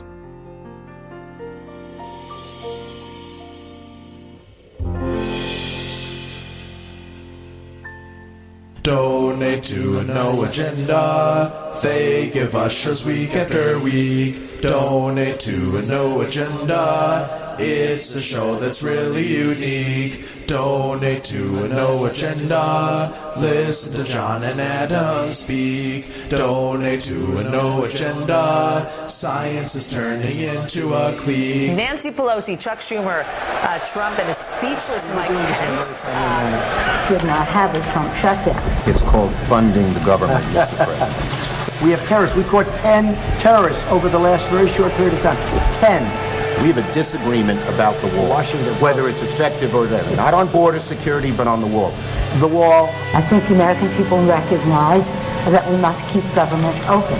The wall, if you really want to find out how effective a wall is, just ask Israel. 99.9% effective. And our wall will be every bit as good as that, if not better. So the wall will get built. The wall, if we thought we were going to get it passed in the Senate, Nancy, we would do it immediately. We'd get it passed very easily in the House. We would get it, Nancy, I'd have it passed in 2 seconds. The wall. I am proud to shut down the government for border security, Chuck. Wall. The wall. You need the wall. The wall is excuse me, did we win the Senate? We won the Senate. When the president brags that he won North Dakota and Indiana, he's in real trouble. When I did. Let me say this. We did win North Dakota. This is the most unfortunate. Please don't characterize the strength that I bring to this meeting as the leader of the House Democrats who just won a big victory. Elections have consequences, Mr. President. Let me just say. The wall. Thank you very much, everybody. Thank you. Hey, Khashoggi, who'll kill Khashoggi? Who'll kill him there?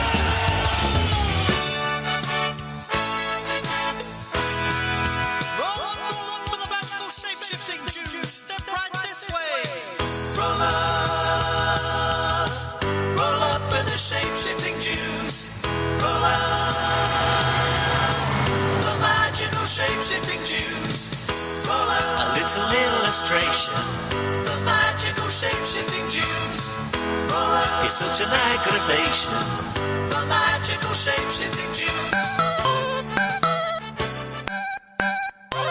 The best podcast in the universe. Mopo. Dvorak.org/NA. Just remarkable.